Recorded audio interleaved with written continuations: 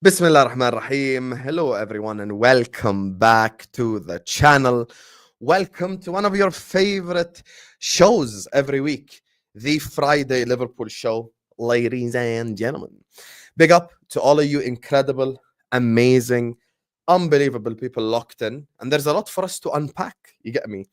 Kvara, once again, linked to LFC, Elon Musk settings. You get me? And the one loss away to Spurs. So there's a lot for us to unpack, ladies and gentlemen, including the ever-present conversation, the Liverpool contracts. So big up to every single one of you guys. Make sure you guys are liking the video. Make sure you guys are subscribing. Joining us first and foremost, he lost all the knit and grit energy as soon as he moved to LA. He's a bit posh now, posh American if you would like.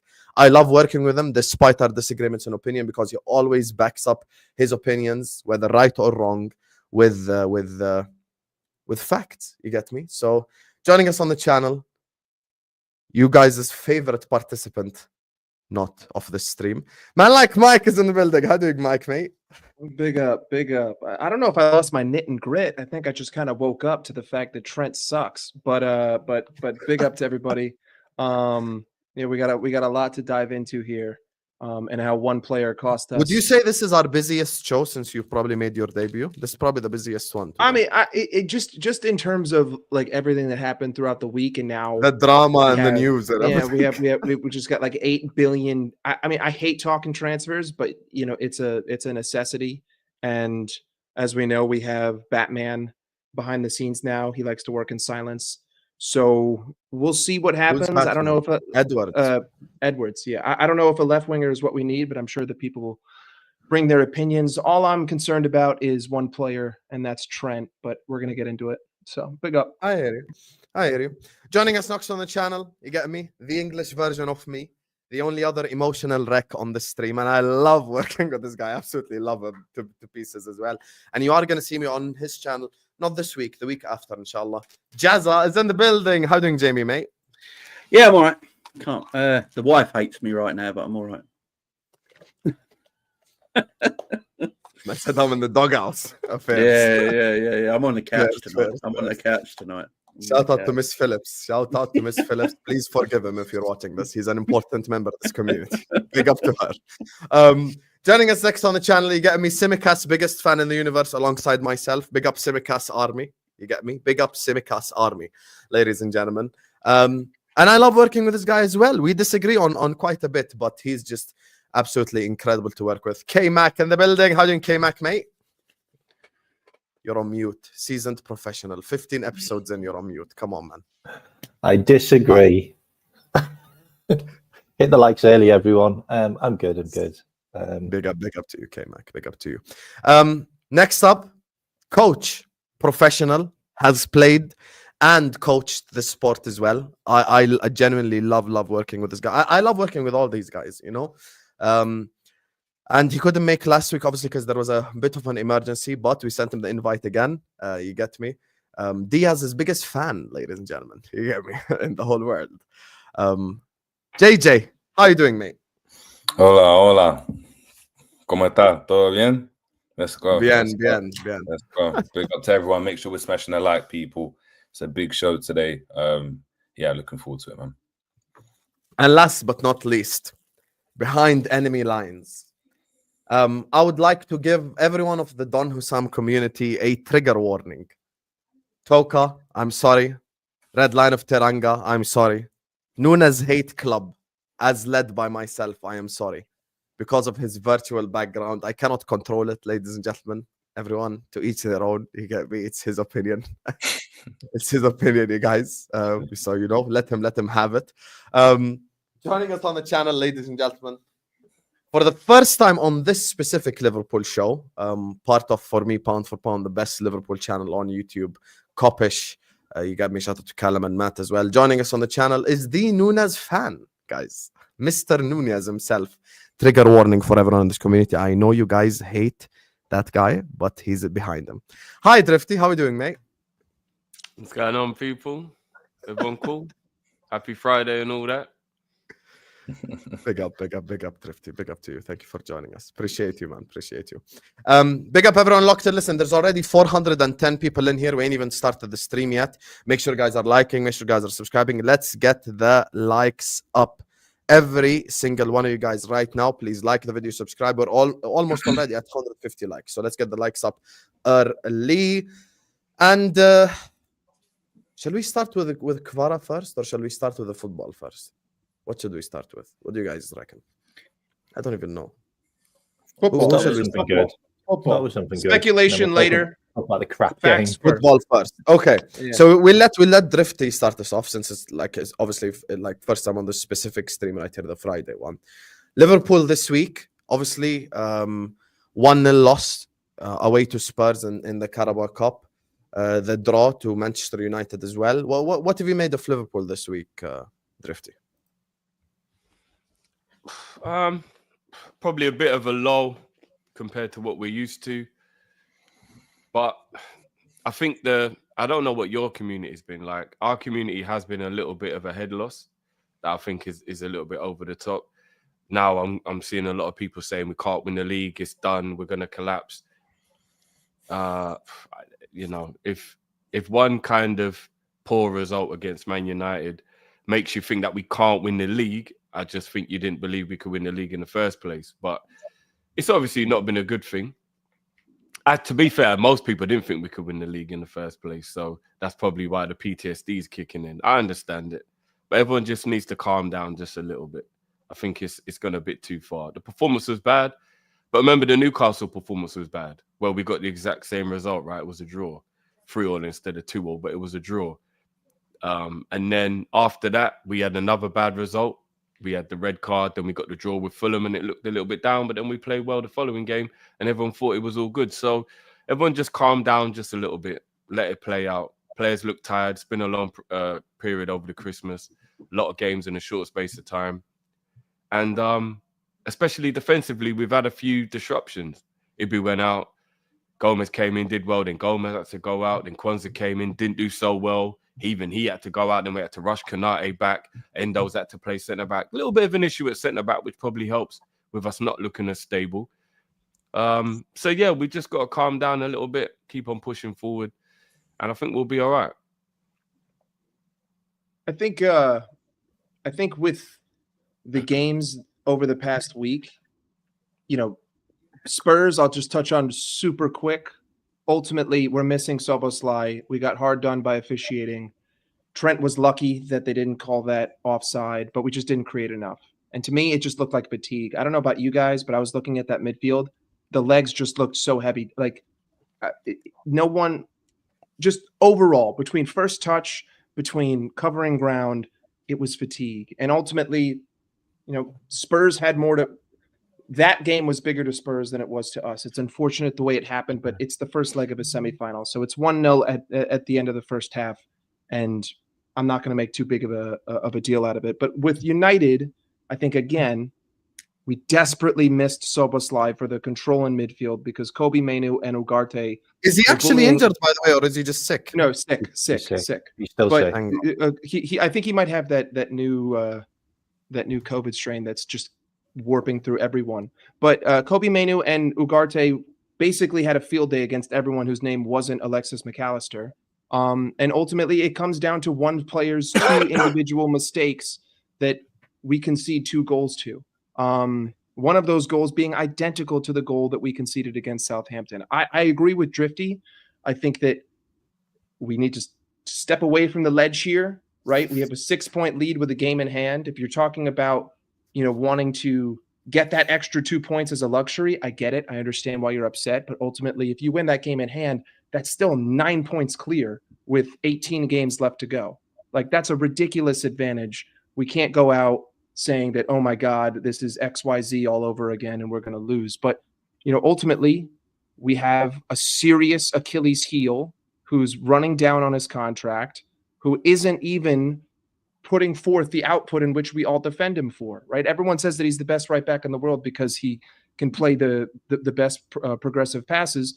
But like Kmack said, 25 times he gave away possession in that game. I mean, he essentially handed the ball to United over and over again. So I'm finding it difficult to defend him. It's Would a you say he was disappointing good draw. against Spurs though, Trent? No, specifically? he wasn't. He wasn't because Dominic. I'm telling you Like- right now. Go He's like back. inches away from playing him on No, side. no, no, that's hold on. no. But let's keep it a buck. Yeah, let's keep it a buck.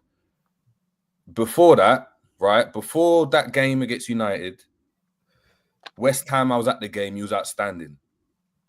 This season, whether it's not about him going and getting, do you know what I mean, assists, because that's the system doesn't require that from him. If you go and look at the amount of chances he creates in the team, he's up there with Salah with chance creation as a player on the pitch, right? Defensively, whether you think he's just average right now, whether you think he's shit, he's better than he was before. And ultimately, he is. He's statistically, he's better than before. His performances have been better than before. We've seen him more consistent defensively than we ever have, considering he doesn't have a Jordan Henderson holding his hand like he did before, right? We then go and move on to United. United, he was trash, gave the ball away. In isolation, it's a shit game. When we're talking about that game, though, yeah, and I'm talking from a coach's perspective of someone that's played the game, right? Let's analyze, why did Trent have a poor game? Not just because he had a poor game, right? And we can go and look at the basics. Yeah. Of, he got cooked, he gave the ball away. But why was he having trouble defensively? We need to analyze that. Why was it that Diaz and Jones couldn't get into the game? Because it wasn't that Ugarte and Mainu just did everything by themselves, right? Yeah. We can go and look. We can go and look to the point that tactically, when Diaz tried to go and get the ball and come deep to get the ball in his he was crunched by Lautaro Martinez and De Ligt 3 times in a row. Anytime Jones tried to do that, he also got crunched, which led to us passing backwards and sideways because we couldn't turn. They didn't allow us to do that. Tactically, we got done on the day. That's not to say Slot's a bad manager or anything like that, but on the day, we were poor. We were tactically poor. This idea that, do you know what I mean? I think, I don't know, it lacks a bit of intelligence to say, yeah, this one player there, and he's been a thorn in our side, and he's done this, and he's done that, and now he's not assisting the way he did, because that role doesn't create from him. But when you look at the proper statistic, he's not in the team to go and just get assists like he was before and be really, really high and wide and smash balls across the box. He's not that. What he is now, he's playing from much, much deeper, and what he is doing is going and creating chances that whether he's gone and scored enough goal, I mean, whether he's assisted, whether he's not done, he's still creating a ton of chances. And evidence to that is, right, when we were losing against Newcastle, who comes on and changes the game? That's one game. All right, cool. Let's look. Yeah, because he was asked to go and do that role, which was get on the pitch and create from us, right? And he did it against Arsenal too. He got us. He got us a point against Arsenal. Yeah, he's gotten us points this season. Yeah, no. But it's not about that. It's the whole game. I actually think Trent has been solid defensively as well for the most part this season. No. But he has been this season. When you go and look at rivals when they're talking about what right back should be in team of the season, we're putting Trent in there. They were putting Trent in there. So this idea that Trent's been so terrible this season is that is a lie, right? That is a lie. What's happening is this whole situation that's happening with the contracts, right? I'm not giving my opinion on it, is warping people's ideas of what's going on, rightly or wrongly. But essentially what's happening, there's more eyes on him right now. And because we don't have, right, any real idea of what's going on with the contract, where his mind's at and whatever, what people are doing is they're putting their own, not what they think is true, but they're putting their own insecurities onto the situation and saying, yeah, we're body language experts now. We don't care. He's done this and he's been like this for the whole season. No, he hasn't. Right? He hasn't. When he was at the West Ham game, that wasn't it. And I was there, right? And I was there with the Liverpool fans and I was there with the West Ham fans. No one was saying this. When he was doing this, it was, he's doing that to all the haters. And now all of a sudden, because of a game, and again, shocking game. You should have been taken off at halftime. It's one of the worst games I've gone and seen from him, right? It's now, he's a thorn in our side, and let's just be honest about it. That's not the case. Can I interject? And I'm not going to talk about Trent, okay? And Mike, I'm not going to talk about Trent. I don't want this to be a Trent show, mate. I really don't. Like, it could go on all day. The issue I've got is our manager doesn't trust his squad. He doesn't trust his squad. Like, you've got Harvey Elliott, you've got Endo, you've got Kostas Tsimikas. Who else have you got? You've got Joe Gomez. You've got all these guys who just don't play football. Like, and we can all sit here and go, Joe Gomez has been great. Joe Gomez wouldn't have kicked the ball if Knaus hadn't got injured and Quansah hadn't have looked like he needs a loan. Like, that's just a fact. Like, the manager needs to get some of his own players in now because our players are getting flogged. They're getting flogged every single game. Like, Virgil van Dijk's playing a cup game that he doesn't need to play. Like, we might have to play some of our first team players against Accrington Stanley because he just doesn't trust the guys. Like, he's playing the players too much now. Gravenberch hasn't missed a game. McAllister hasn't missed a game apart from when he was banned. Like, you know, all of these guys are just being overplayed consistently. And my worry is we are one injury away at the back. We are one injury away at the back from playing Endo. I don't think we're going to see a lot of first teamers versus Accrington, though. I think we're going to see a very heavily rotated side. I think still. Kmack, I think to get an idea, just to get an idea, just to get an idea, so the chat understands as well, right? What do you think? And I'm just asking as well. Maybe you got the stats, I don't. Are the players that are playing? Are they playing more than they ever have done under Klopp? Yeah, and their careers. No. But I mean, maybe so because obviously, like Gravenberch, obviously didn't play a lot of minutes last season, right? But I'm saying that in terms of like position for position, are players playing more minutes per game than they ever did? You got 1,000. So Virgil, maybe so. Virgil, Salah, McAllister. Not McAllister because he got banned twice, but he still would have played if he hadn't been banned. So you got Virgil, Salah, and Gravenberch have played 1,700 minutes, nearly 1,800 minutes. That's just pretty much every single game consistently. and look, we also need to realize just to get an idea. We had 5 Champions League games where all of our players. Yeah, that's the difference. The difference is the Champions League because there's still 2 more games as well. That's another. Never happened before because Klopp used to rotate in some of the Champions League games. Like, but we haven't rotated at all. Like, we haven't played any other players apart from Robbo, Virgil, Canate, or if it wasn't Canate, it was Gomez and Trent, because Bradley's hardly played. And then you've got McAllister, Gravenberch, Jones, and Dominic Szoboszlai, and that's your midfield. He's not played anyone else. He needs to get some players in that he trusts. Because he doesn't trust Elliott, doesn't trust Chiesa, doesn't trust Costas. Like, it's a real worry. A lot of those players have been. I mean, Elliott wasn't even available until a month ago. Costas has been on and off. No, Elliott's been available since the 6th of November, mate. He's never been played. Yes, but he's played one game against Southampton in the Cup, and he scored, but he still doesn't play him. That's the worry, which is why I really want him to sign Kvaratskhelia, because he obviously wants this guy. The funny thing is, though, guys, I understand that we want him to rotate, and I think his rotation has been pretty decent, to be fair. That's what I thought. Yeah. If you go through the history of football, apart from Guardiola and Fergie, off the top of my head, who are the 2 greatest to ever do it, I don't think any managers rotate. I think it's just something that us fans get caught up with because we think that you should play a cup game and play a whole new 11, which is a fantasy world we live in, but in reality, that doesn't work.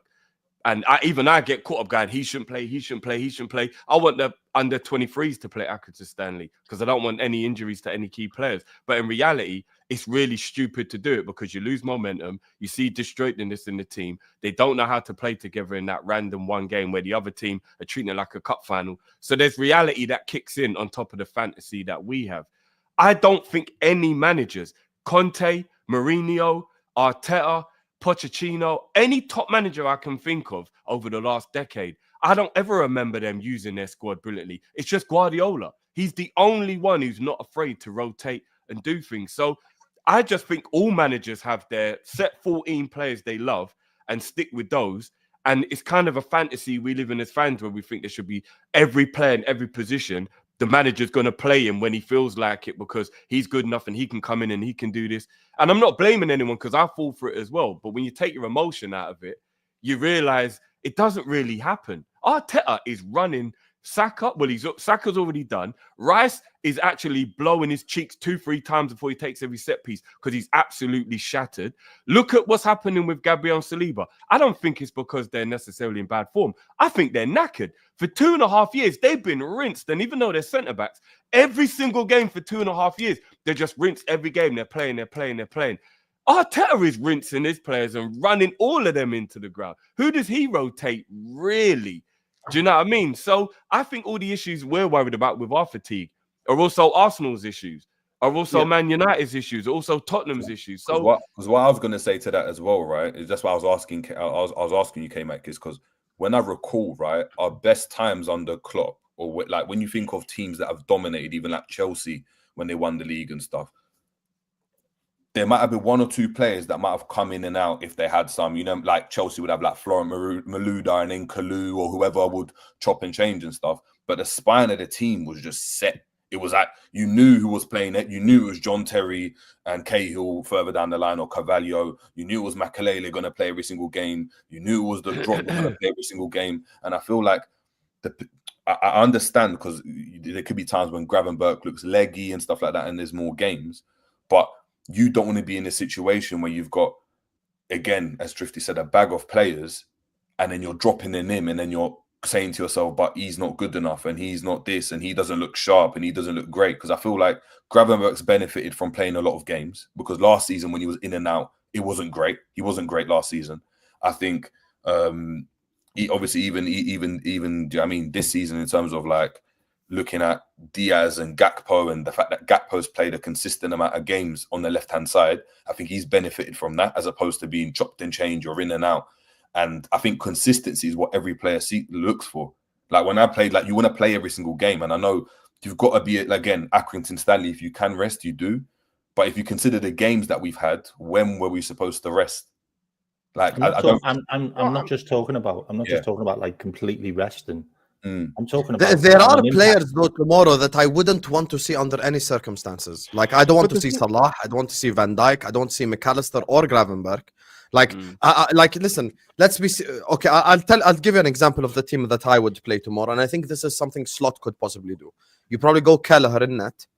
You probably go Robertson if you plan on playing Tsimikas against Forest.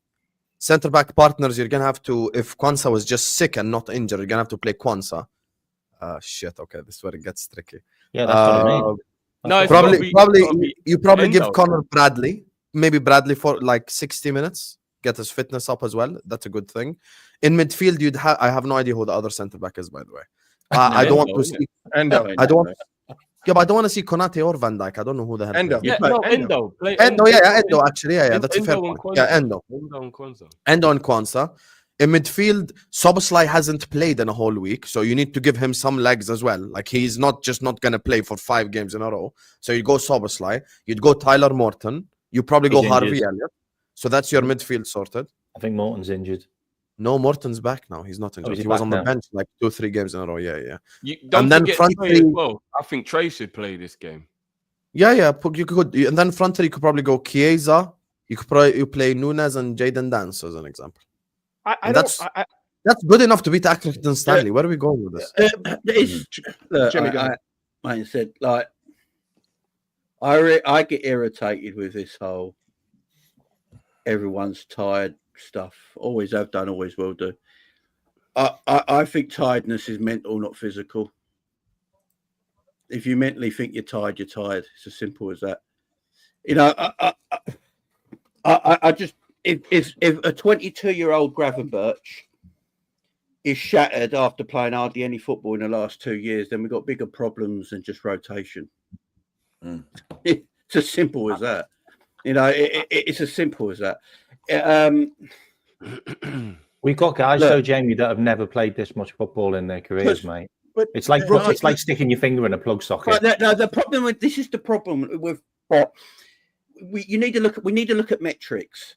So if a player's playing every game, he's played 20 games in a row, but the distance he's covered is 12 miles less than it was this time last year, does that actually matter? Yeah, that's kind of what I was alluding to. Yeah. I believe we are 19th in the league for distance covered this year. Yep. Yeah. So these players if they're 19th in the league with distance covered, and we're saying they're tired, then in my opinion, we got bigger problems than them because they shouldn't be tired. Well, they look goosed. Well, I don't think that. I don't think they're tired. I just think we played crap. Yeah. I think we because we look goosed. Because we're goosed. No, but Kmack. I love you, mate. But if these players are tired, they've all got to go. I'm sorry. They've all got to go. It's as simple as that. This whole thing. A lot of games, mate. I don't care if they play 1,000 games in a row. If they've only run 5 miles for 1,000 games, they play the 1,001th game. It's metrics. It isn't even just distance covered. I've had enough of all this shit, yeah? I've had enough of all this bollocks, yeah? Get rid of all these fucking ponies then, yeah? All professional footballers are ponies. If they can't run around for 1 week, 1 game a week, fuck them off. I've got a 22-year-old grandparent who's barely played football. He's tired. Fuck off. Yeah?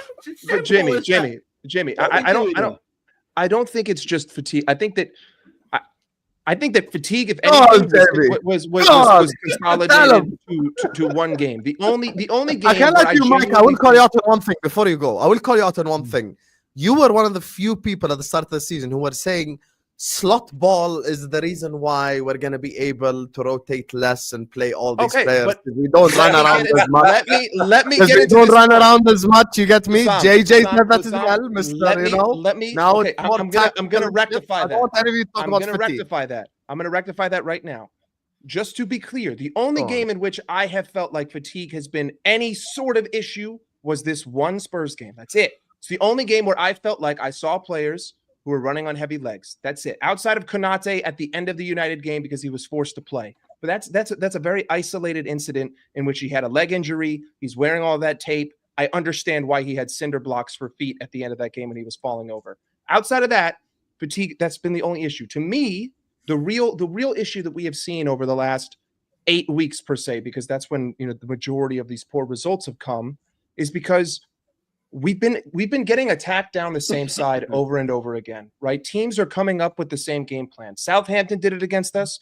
Fulham did it against us. Newcastle did it against us. United did it against us, right? They're attacking the right side.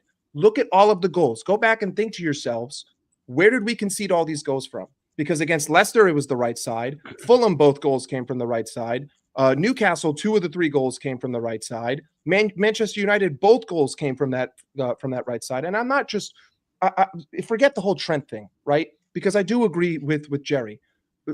At the beginning of the season, we all praised how on counterattacks everyone would get back. All of a sudden, now we're getting outnumbered, right? So something tactically has gone a little bit whack because we're not covering counters the same way. We're not fighting against transition in the same style. But the consistency here is that since Konate went down, when we went on that huge, long, clean sheet record with Konate and Bradley, all of a sudden, we're conceding 9 out of 10 of our goals from one side, and the teams are attacking us the same way. And we're not scoring with the same emphasis than perhaps we were prior. I think that Dominic Szoboszlai not being there over the last 3 weeks is a big factor, but ultimately, other teams are starting to figure out our Achilles heel. Around as much, you would say he's tired and fatigued then. No. But here's the thing. Like, to me, the 5 or 6 games that Szoboszlai played before getting hurt were his best 5 or 6 performances. He was everywhere. He was immense. At the beginning of the season, we all had our different criticisms of him.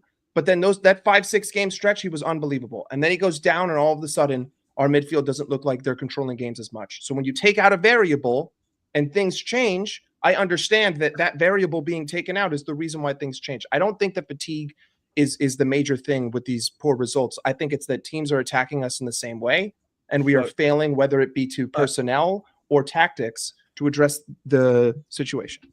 I almost broke my mic there. So you broke it with the earlier on rant. You get me? Like, subscribe, chat. I was like, go on, Jerry. You know why I'm on Jamie's side? As he was speaking, I actually realized what he's saying.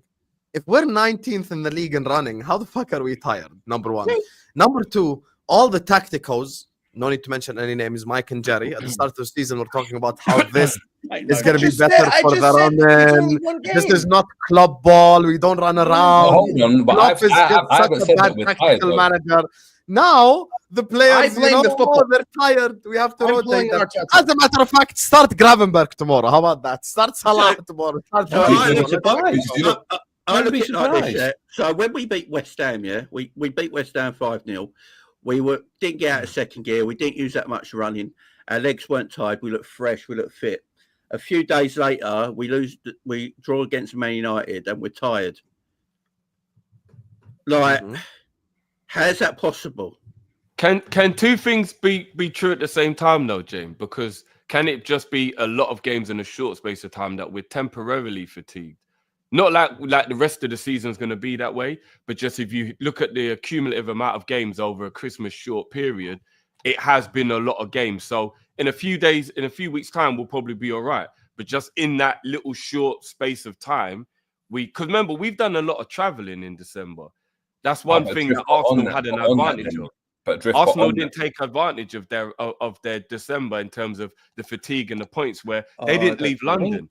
Traveling is a part of your fatigue as well. Remember, it isn't just about the games. If you're traveling up and down the country all the time, that does add to your tiredness. Sitting on a coach every I agree. 3 days and whatnot for 5 hours and stuff.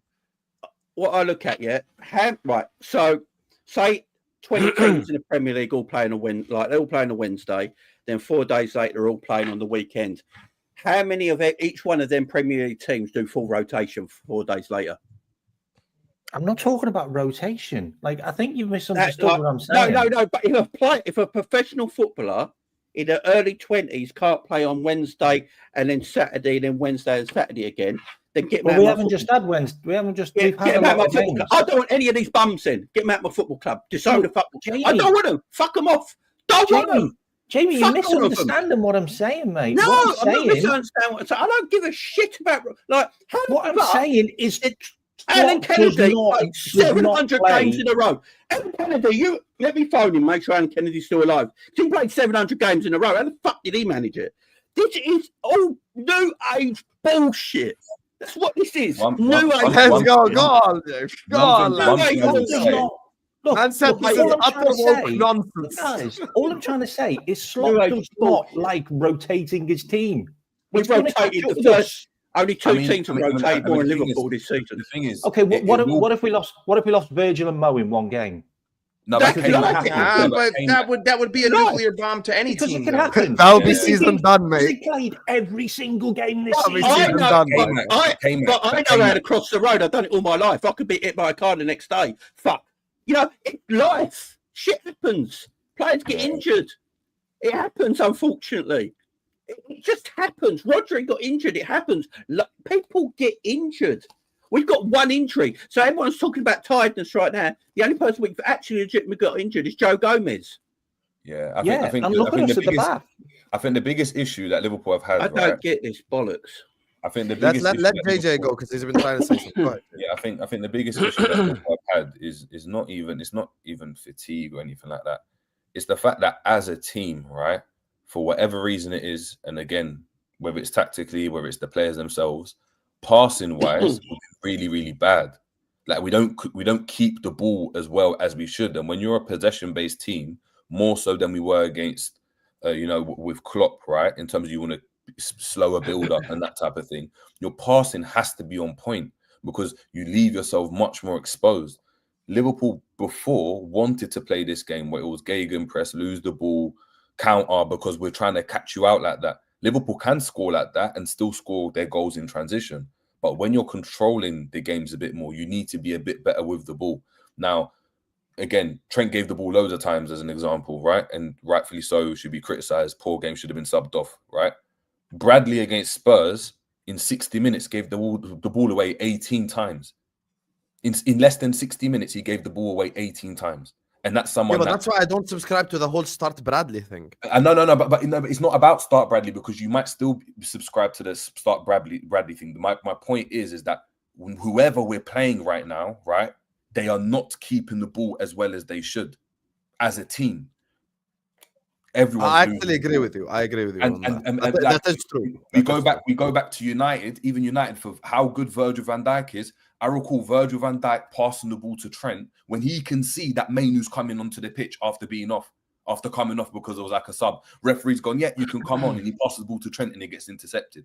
As a team, we're not keeping the ball as well. And I think when you don't keep the ball as well in your build-up, that then leads to the team going and be able to counter you. If you go back to the West Ham game, McAllister gave the ball away to Gomez. He passed the wrong pass. Gomez is now getting pressed, and Newcastle are all over us. That stuff then allows a team to go and put pressure onto you. If you keep the ball better, and if we're able to go and do that, we nullify a lot of these threats, because for periods of all these games, as soon as we started to keep the ball better, chances came. Boom. All of a sudden, we win the ball back and we keep it.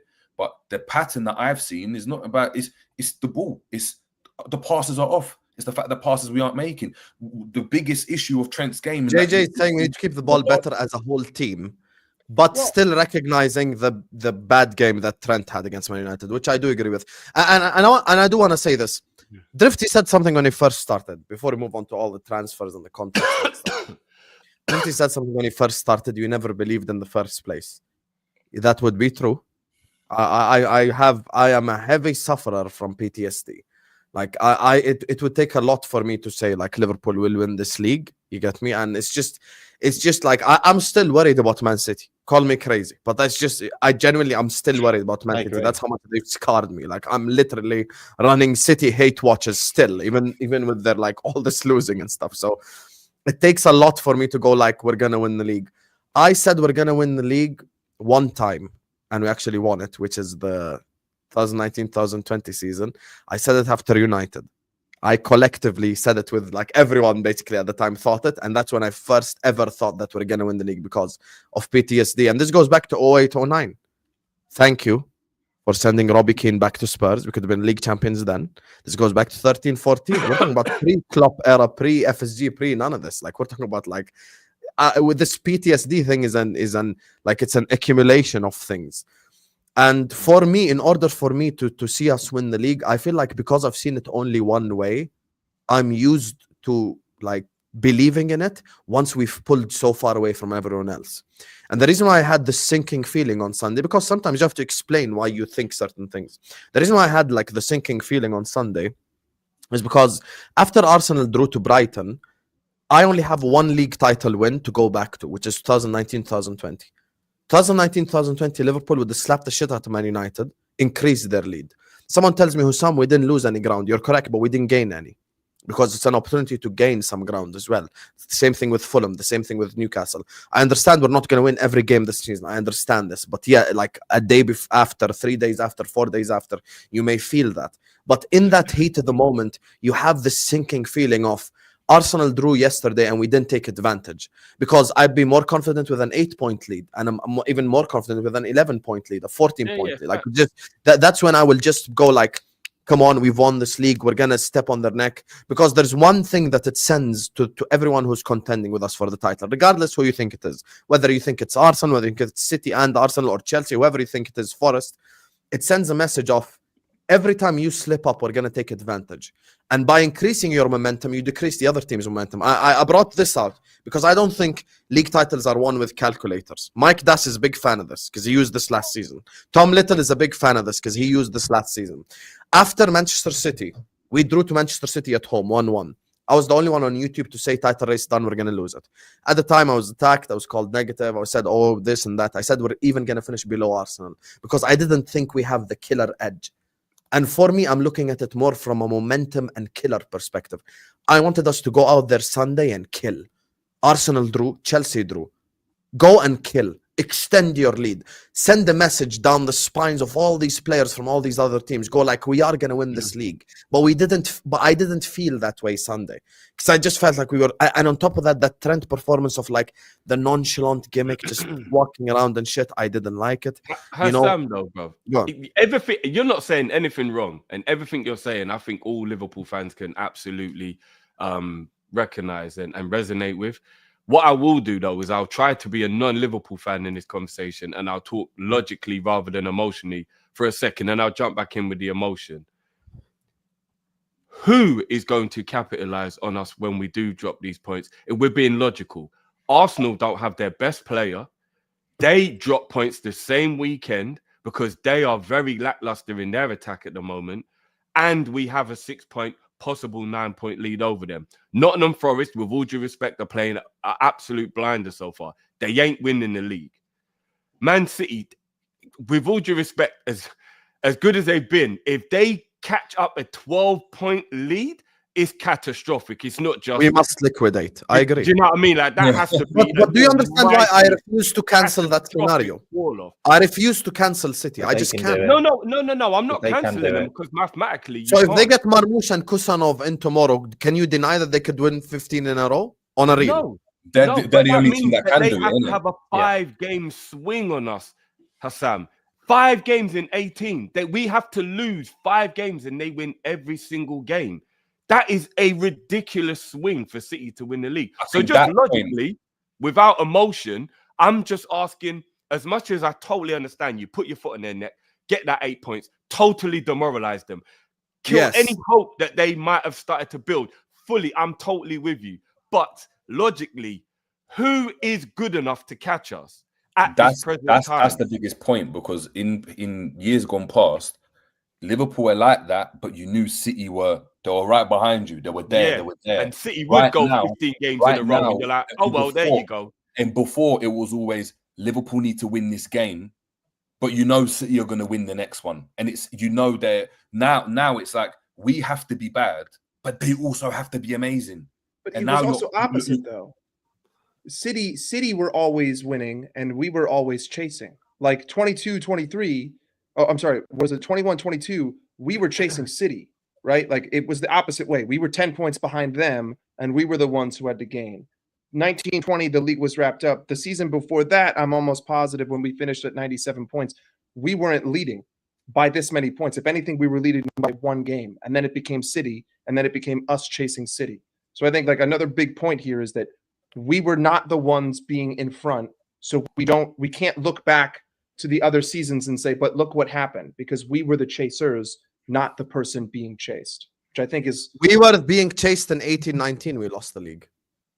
Yeah, but we didn't have a 12-point lead. What was it? Like we lost the league because of draws. Yeah, that's the one. That's the PTSD part.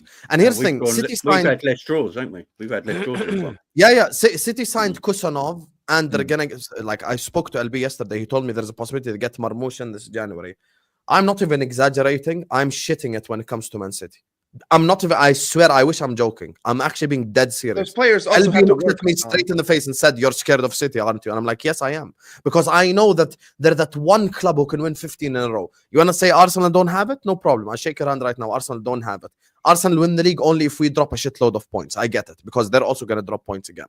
But with Man City, I know they have that like predator, like, you know, I'm just gonna go out there and hunt and kill everyone. They have that in their psyche. But have they got the capability, though, Don, to do that this season based on... If they sign those 2 players, they can. I think they're having the exact same season that we had 22-23, when Hendo was clearly done, Flacco was done, and you could just see all the players were just fatigued. We didn't have the legs anymore, and we couldn't chase, we couldn't press. There were just a lot of things we couldn't do anymore, and that was the fall-off why we had to rebuild the whole midfield.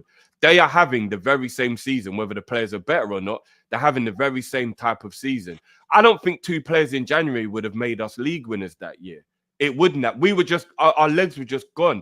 I think City need about 7 players, bro, to be able to put a 15-game winning streak together in the league. Do you get what I mean? Like, I'm not saying they're totally out of it, but bro, they're going to need more than 2 or 3 January signings. But can I ask you one question? One question on this topic specific. I want to ask you about us. What happens if we drop points away at Forest? Then what? If we drop points away at Forest, I'm worried about Arsenal, not City. It's going to take a while before I'm worried about City. And again, I'm not saying they're out of it and they're rubbish and they can't do anything, but it will need a lot for me to start being worried about. But we are capable of bottling. You do know this. We can do, but the thing is, like, we are low key. We are looking at Arsenal as well, as Drift is saying. Arsenal are going to drop points. Yeah. Like even. I agree. Against Forest, we're looking at it, and it's like, well, City got whoever to play, and they'll probably drop points against someone else. And this is the type of league it would become. And again, to some people in the comments, if City win 15 games on the bounce, or win every single game from now to the end of the season, Liverpool lose, the next 5 or 6 games, right? Just back to back, then we deserve not to win the league, innit? And it's down to the players, down to the manager. That's all it is. But right now, based on the big sample size that we've had for the beginning of the season, and right now where we are, there's evidence to suggest that we're more than likely are going to go, and we're not going to drop that many points. We're not going to lose games. We've lost 2 I games. agree that Arsenal will drop points again. This is what I dubbed it. I think Liverpool versus Arsenal is the better of the bottle jobs. Whoever drops less points from now until May is league champion. But if City's involved, that's where I start to get worried a little bit. And people sit up here and say, "Oh, Arsenal are the Red Spurs and blah blah blah." Listen, okay, they are. They've lost 2 league titles. I get it, but so have we, mate. Like we've lost league titles as well. Let's not act like we haven't. I know we did it at a higher level, and I know we got to like insane level of points and stuff, and we always left with something. Like even last season, we leave with a cup. The quadruple charge season, we leave with two domestic cups. The one before that, we leave with the UCL. So we always leave with something. I own that we are different and bigger than Arsenal, but we're also capable of bottling. And that's the thing that just sticks in my memory. And I think emotions sometimes as a fan is a driving factor. You can let emotions get the better of you sometimes. But I was just disappointed after that game because this was the worst Man United I have seen in my life. 14th in January. Like that, we've seen bad Man Uniteds. This is as bad as it ever got. And that's why I was so disappointed, and it's the manner as well that we kind of dropped points. Could that be the reason why, though, bro? If they were coming into the game bouncing and playing really well, maybe we would have mentally been more switched on. Maybe the players did get complacent and thought, we don't even really need to play that well. Look at the way Man United just got battered for the last 5 games in a row. We'll be all right. And maybe they just weren't as up for the game. Do you get what I mean? Like, to be fair, if the West Ham game was more difficult, we might have went and beat. Do you know what I mean? But after that 5-0 thrashing, when you're like in second gear, do you know what I mean? If you're thinking, oh yeah, we can just be at. Do you know what I mean? Yeah. 20, 30%. And you know what? They probably took West Ham away more serious because if you look at the first 20 minutes, it might have been the best first half we've played of football this season. It was away, London Stadium. West Ham had been on a good run. I think they were undefeated in 4. So maybe we were like, right, we've got to be up for this one. And everybody was motivated. And then we come back to the Man U game and they believed the hype. These lot are rubbish. We'll just ping the ball around them. And do you know what I mean? And they had the game of their life because it was their cup final. Like it is. Because back to what Jamie was saying about the fatigue, I agree they shouldn't be physically tired, but mentally, I do think that also plays a role because mental fatigue is a real thing. So if you keep overthinking things, if you having to chop and change all the time, remember the players aren't used to this much change in philosophy either. Normally, Klopp had one philosophy that we all knew. It was tweaked slightly, but they pretty much were like robots with it. Slot's doing so much changing now. They might mentally be like, shit, this is a lot. We've got to take all this in and we've got to learn this and every game's different and halfway through the game, we're changing this and we're doing that. They're not used to it. That could be another factor as well. There's loads of things that could be playing a role here in why I'm with all of you from a logical perspective. I completely understand. And Drifty did say something. Speak from a rival perspective. If we had if this is a show with a bunch of Arsenal fans, 90% of them would say Liverpool will win the league. Chelsea fans are the same. City fans are the same. So I get, like you're saying, look at it from their perspective. They're saying the only team that's actually good this season, that's actually cooking this season, is Liverpool. That's what they're saying. So I understand what you're saying completely. I'm just saying, could it be a bit of PTSD, a bit of emotions? Yes. And 100%. it's also a lot of disappointment. Because pre the game, and one thing I will say, and this is something I feel like whether you're logical or emotional about, we must all call out. One thing I dislike about, and this is something that our fan base do more than anyone else, it's change of energy. Pre-game, you'll ask him, what do you think we're gonna, what's your prediction for today's game? Someone will come tell you 3-0, 4-0, 6-0, 7-0, we're gonna slap the shit out of them.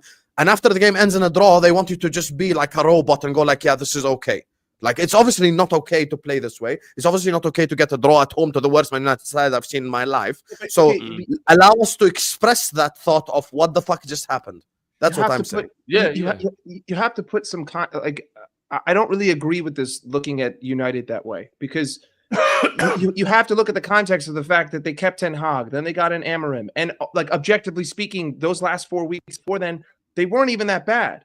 Like, yeah, they lost 2-0, but look at the game. Watch the game. They missed chance after chance after chance. I might get an Amber alert here in a second, but they missed chance. I hear it in the other room, but They missed Are you chance good? after chance after chance. I think I'm fine. The fires are far from me, and they've been sending false Amber Alerts to the whole city. It's really a complete fuck up. But regardless, United missed many chances in those games.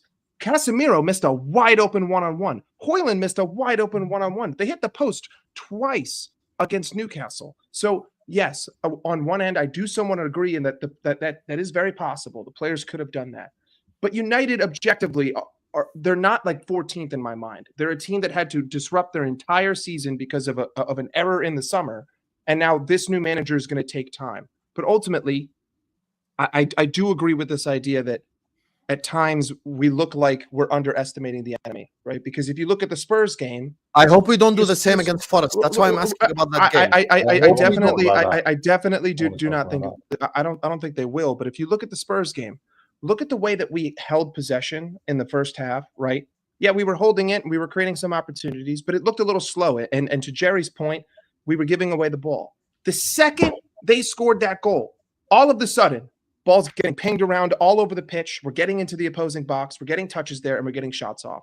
And that's a common theme that I've seen through this team over the last 3 years, whether it's Slot or whether it's Jurgen Klopp. And I don't like making that comparison. Do you think, Mike, do you think that's because the players themselves are struggling still to, and some players are, not all players, because I think some players are thriving, but to play this slower build-up? Because in the games that you're talking about, right? So Spurs game, if you go and look at, do you know what I mean? Who did we face when you're talking about Soboslai's game? I think it was Spurs, this other Spurs game anyway, right? Those games were all, even at Leverkusen in the second half, it's where Liverpool are all energy. If it's at Anfield, the crowd are proper up, right? But that's not how Slot wants to go and play. So they start off games, right? They start off games trying to execute what they've been working on the training pitch, what Slot's been talking about in terms of patient build-up. And again, the players might not be really accustomed to it. So he might look at it, and one or two players, they're doing everything really good. They're playing the right passes. We have a lot of control. But all of a sudden, right, whether it's because defensively they're not used to it or whatever it may be, Liverpool all of a sudden look like they're under pressure or it's not working, and then they revert to type.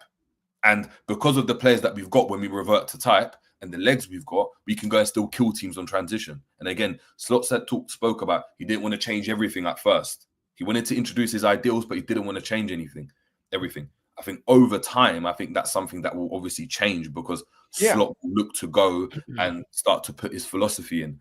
But until that point, right? Remember, we didn't expect to be in this position. We need to just kind of take the hit and be like, it will be like this because we're still in what Arsenal fans want to call stage or phase one, right? This is phase one. No, this is not phase one. Hold on. No, even for Slot, because Arteta didn't inherit this team. Phase one was Klopp first year. Of course he didn't. Of course he didn't inherit it. But think about it, and we'll get onto it. 3 players with that whole issue with the contracts, right? He's coming into a team, and again, to Kmack's point that I kind of got to a certain extent is, but I know Klopp rated Endo and had that interview with him saying, but I don't want Endo. I want Zubimendi straight away. That's a key position. You're looking at it and it's like Harvey Elliott, that's a really important, was a really important cog last year, coming off the bench, getting really good goals. Now we look surplus to requirements. So all of a sudden, that was actually a shock to me. I thought he would have kept it. Exactly. I actually feel that if Harvey didn't get injured, he might have been sold with the likes of Carvalho and the others. Yeah, because Loki, you do have to think at who you sold. We did sell Carvalho, and Carvalho and Elliott is literally the same exact profile, so it could be a thing. But speaking of selling and buying, let me just do these super chats. I'll just grab these super chats, and then we'll talk about the contracts, and then we'll talk about like the signings and stuff like this. Guys, we've got 950 people locked in. I appreciate and love every single one of you guys. And as you guys know, listen, the reason why this stream is absolutely incredible is because of all the amazing people on the stream. So please go subscribe to all their channels. All their channels are in the description. Jerry James, Kopish, Mike Das, Jamie Phillips Football Chats, Kmack channel as well. Go subscribe to all of them. We are at 320 likes, so it's a lot better like ratio than before. Let's try push to 400. Meet me at halfway line, ladies and gentlemen. You get me? Big up to all of you guys, and love for always showing us love. Big up to my guy, Muhammad Hussein, who says, would love to have Kvara at Liverpool. Also, do you think we missed out by not signing Marmoush? I'll make sure we start off the transfer section, if you would like, with this question right here. So big up to you. Thank you so much. Hold tight for the response. Did Liverpool win the Carabao Cup and the league in the same season before? Premier League era, no, because obviously we only won one league title. But historically, yes, we have done. We've won the treble before with the Carabao Cup. So we've won a Carabao Cup, a Champions League, and a Premier League all in the same season. So like in history we have, but obviously modern era, like the trophies that we won at the same time, we won the Club World Cup, we won the Super Cup, and we won the league in the same year. That was like the year where we kind of won multiple trophies. If you under Houllier, I think we won 4 in a row, didn't we? No, but not with league. Not with league. Not That's with The last time we won the league, we lost to Everton in the Carabao Cup. Yeah. Curtis Jones had that crazy kick. We lost. You mean we won? No, we didn't. The last time we won the Premier League, we lost to Everton in the Carabao Cup. No, that 1920. goal won us the game, I think. Yeah, we won It was a 1-0. different game. It was a different game. No. I'm almost positive the Curtis Jones goal tied it 3-3, and then we lost, right? Or did we lose to Arsenal? No, I think we lost to Arsenal. We lost the We lost okay, the okay. FA Cup to Chelsea. I remember the Billy Gilmore game. Chelsea. FA Cup was Chelsea. Carabao Cup, I'm unsure. I'll be honest with you. When Billy, I Billy, think it's a Gilmore- myth with the whole Carabao Cup.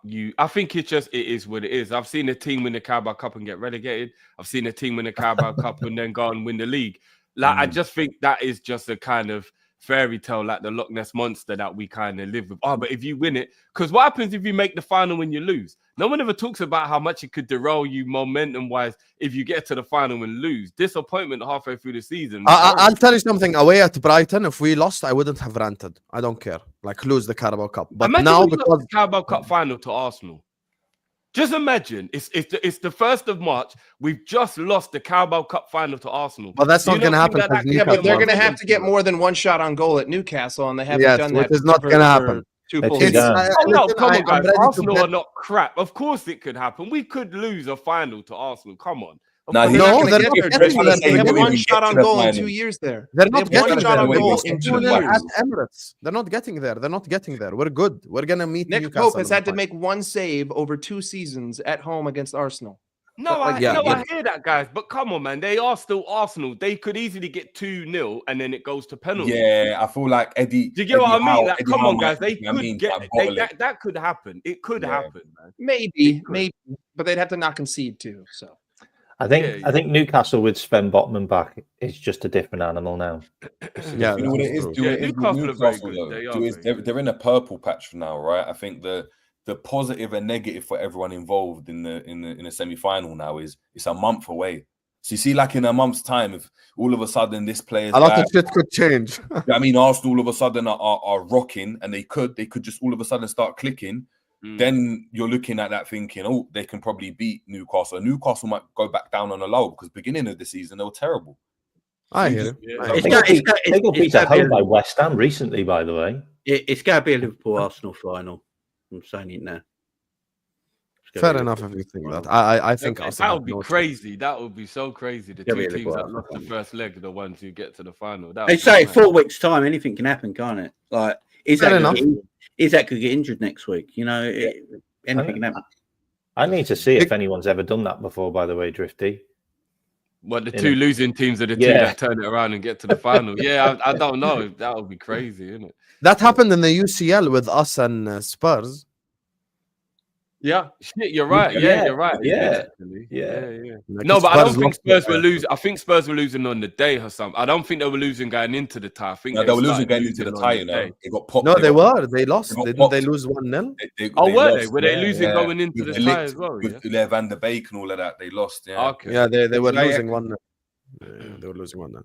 Big up to Sharif, who says Trent 0 tackles in the first half. Slot change him like Kwanzaa.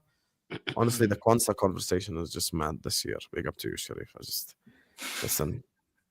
That's what happens. We've seen with Enzo the perfect example. What happens when you remove a toxic woman from your life versus now with Kwanzaa, what's going on? It's crazy. Big up to Gagandip says teams that have had an era of dominance know when and how to rotate to manage multiple competitions throughout the season. We need to strive towards that. I agree. We need to strive towards Manchester City. We need to strive being towards Manchester United under Ferguson, but we're not that right now. And before Jamie, Man City barely rotate. It's a bit of a myth on Man City. Yeah, they barely rotate. They rotate the same 3 players all the time. I was going to say that. I said until this season, when did Matheus Nunes play? I don't even remember him playing. No, when did Calvin Phillips play when he was there? When did he ever play? It's only that rotation of De Bruyne because he's injured and stuff that they do. I mean, it was their defense that he was always very good at rotating. To memory, Guardiola was always very good at keeping the defense fresh. He would always bring in different defenders in different games and rotate. That might be the only thing. Yeah, that might be it. Yeah. Big up to Matt Giving who says Kwanzaa was giving him pressure and you count that. I don't know what the response was I think this was during the Jerry speech. Giving who pressure? I didn't speak about Kwanzaa. No one's. I think he means the passing and the playing out from the back, something like this. I'm sorry, Matt Giving, but I'm completely I just don't understand. Does anyone here get what he's saying, or is it just me? I don't remember. I think I said Kwanzaa needs a loan because he hasn't been played. And that's what I said. Maybe. Big up to Gagandip says in 18-19 we had an 8-point lead in February. We drew to United, West Ham, Leicester, and Everton. Went on a 15-game win streak and pipped us to the league. They have 3 games in hand. City have 3 games in hand on us. I think they definitely had games in hand. It wasn't outright 8 points. It definitely wasn't outright. And they were a team that. I actually remember what happened. It was 10 points, and they had 1 game in hand. They won it, so it was 7 points with no games in hand. Yeah, but did we really drop a 7-point lead? I don't remember. Yeah, we did. We did 7-point lead with no games in hand. But even if we did, that's a City team that was still like performing week in week, where you knew the same team can't drop. Do you know what I mean? Whereas now, that's not the same City team. We just got all Liverpool got to do, by the way, is just match Arsenal, Man City score results, and you win the league. But also, listen, Husam, I have to pull out. I mean, I hate that you call me a mathematician because it's gaslighting to the absolute max, but I have to pull out a calculator here because we have 46 points out of 57 possible available. If we win our game on hand, that's 49 points out of 60 possible available points. That means that we dropped 11 points with taking into account the point that Jerry made and the idea that we're only implementing half of Slot's philosophy in order to keep half of it being familiar. To me, I mean, that's exceptional form. To bring in a new manager, to only drop 11 points in 20 games, 49 out of 60 possible. Yes, I wish it was 51. But to be honest with you, that's like saying, I'm going to go back to the same metaphor. I have $1 billion, but I want 2. But at the end of the day, I'm still a billionaire. So, we're kind of... It's incredible. We'd have took that all day long, any of us. Any of us would have took that. Exactly. I mean, that kind of form, 49 out of 60 points is insanity with Jurgen Klopp or Arne Slot. So, like, yes, I know that title talks get emotional, but at the end of the day, you have to be pragmatic in your analysis and take away your emotion and look at it objectively. That's crazy form. But it's not about me analyzing with my emotions. We don't because momentum is not emotion. We're playing amazing. Okay, yeah, but momentum is not emotion. Momentum, Husam, 100%. I hear you, but still, like with the amount of complaints that we have, with the amount of people here who say that we need 2 or 3 signings, with the amount of people here who say that we can't rotate, with the amount of people who have X, Y, Z criticism, we're still only dropped 11 points in 20 games. And to be honest with you, it's our fault that we dropped 4 of those points. Yeah. So take away individual mistakes, you're talking about 53 points out of 60. That's insane. That's mental. I hear it. Is. Big up to LB who says, Husam, we will let you win at the Etihad so Arsenal fans cry. I promise you Pep is not letting Slot win at the Etihad given Slot's comments against Manchester City with the 115 chance. That is not going to happen. Crazy as well, guys. Arsenal actually, because I didn't realize this until Turkey said it on the Big Six. Do you know that their second leg game against Newcastle is 3 days after City away in the league? City at home. City at home. City are holding the league. But regardless, that will be a new and improved Man City. So the game will be tough. And then 3 days later, they've got to go and come from 2 goals behind against Newcastle. That little period could really define Arsenal's season. If they lose both those games, that could be the end of their season, really. Mm. So I it's interesting, isn't it? It's very interesting. I think Man City will finish runners-up. Listen, I'll That's not even the toughest call, though, Jamie, because they are only 6 No, points but that's behind. mad. No, but Drifting Jamie, if that happened, Arteta's getting flogged in Islington, you know. Yeah, good. No. He will get fired. Yeah, he will. You know that game. You know that episode of Game of Thrones when Cersei walks. Yeah, like down Shane the and that. Yeah, Shame, Frank stuff. Shame. You know, Arteta just going down the street naked in Islington. You know, Frank shit. You know what? He's not going anywhere. Kroenke, I'm telling you right now, unless Arteta falls completely out of Champions League, which would mean 6th place because we have a 97% chance of getting 5. He's not getting sacked. I know Stan Kroenke. He's going to sack him. Top 4, he stays. No, but we don't want him sacked. We don't. But without like a solid, like, you know, like if they got knocked out of the Champions League in like the round, do you know what I mean? They're not going to sack him, Jerry. He has a lot more power than we think. He just signed a 5-year extension. Of course. Yeah. But you know the performance in the Champions League, I think if they finished 3rd or 4th. Yeah, to City. Can I tell you how I think he gets sacked? If there are less and less passes on seats. That's what I think. Yeah. The only way he gets that's sacked the way. is like if there are the fans just stop match. going to the Emirates, that's when they're sacked. Yeah. Well, look, we both know our club and Arsenal are not going to buy anyone in January, so maybe Man City are the club to watch out for. Maybe. Yeah. I mean, hopefully Michael Edwards is doing his Bruce Wayne. They're only 6 points ahead of Man City, so it's not even a wild shout, James. They could make up the 6 points on Arsenal. They could easily make up the 6 points on Arsenal. That's not a wild shout. But if they make up the 12 on us, we really drop the ball. Well, they could. If they beat Arsenal at their ground, they're already start an NBA team instead. And they won't be judged by Champions League because, with all due respect, that club don't have nor need or care about European heritage. So that doesn't have any bearing on what happens to them. You ain't going to win no Champions League with no set piece. Arsenal got a Brexit card, don't they? You know what I'm saying? Big up to GB Lamo says my United game was the biggest in the last 2 years. It was the title decider in terms of momentum, and we bottled it. Downwards we go. That's how I feel personally. We have gotten the guys' responses on it.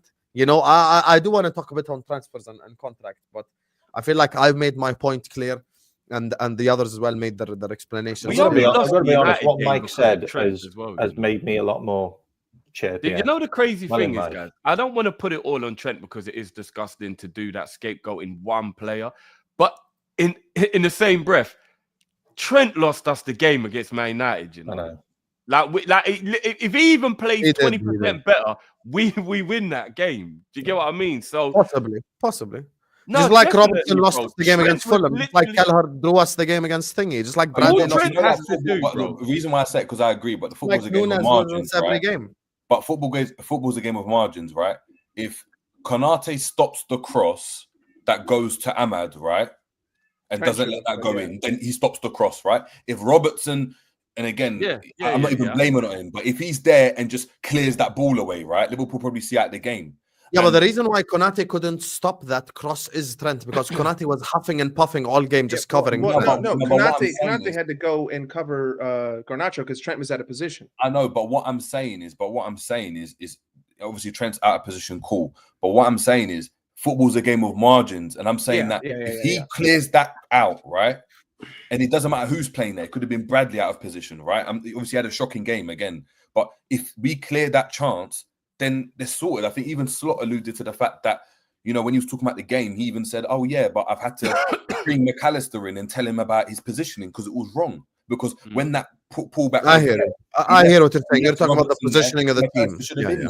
So what I'm saying is more elements to why we lost the game. I don't think we were that great either. Do you know what I mean? It's not like we were fantastic. I hear it. No. You're right, didn't he?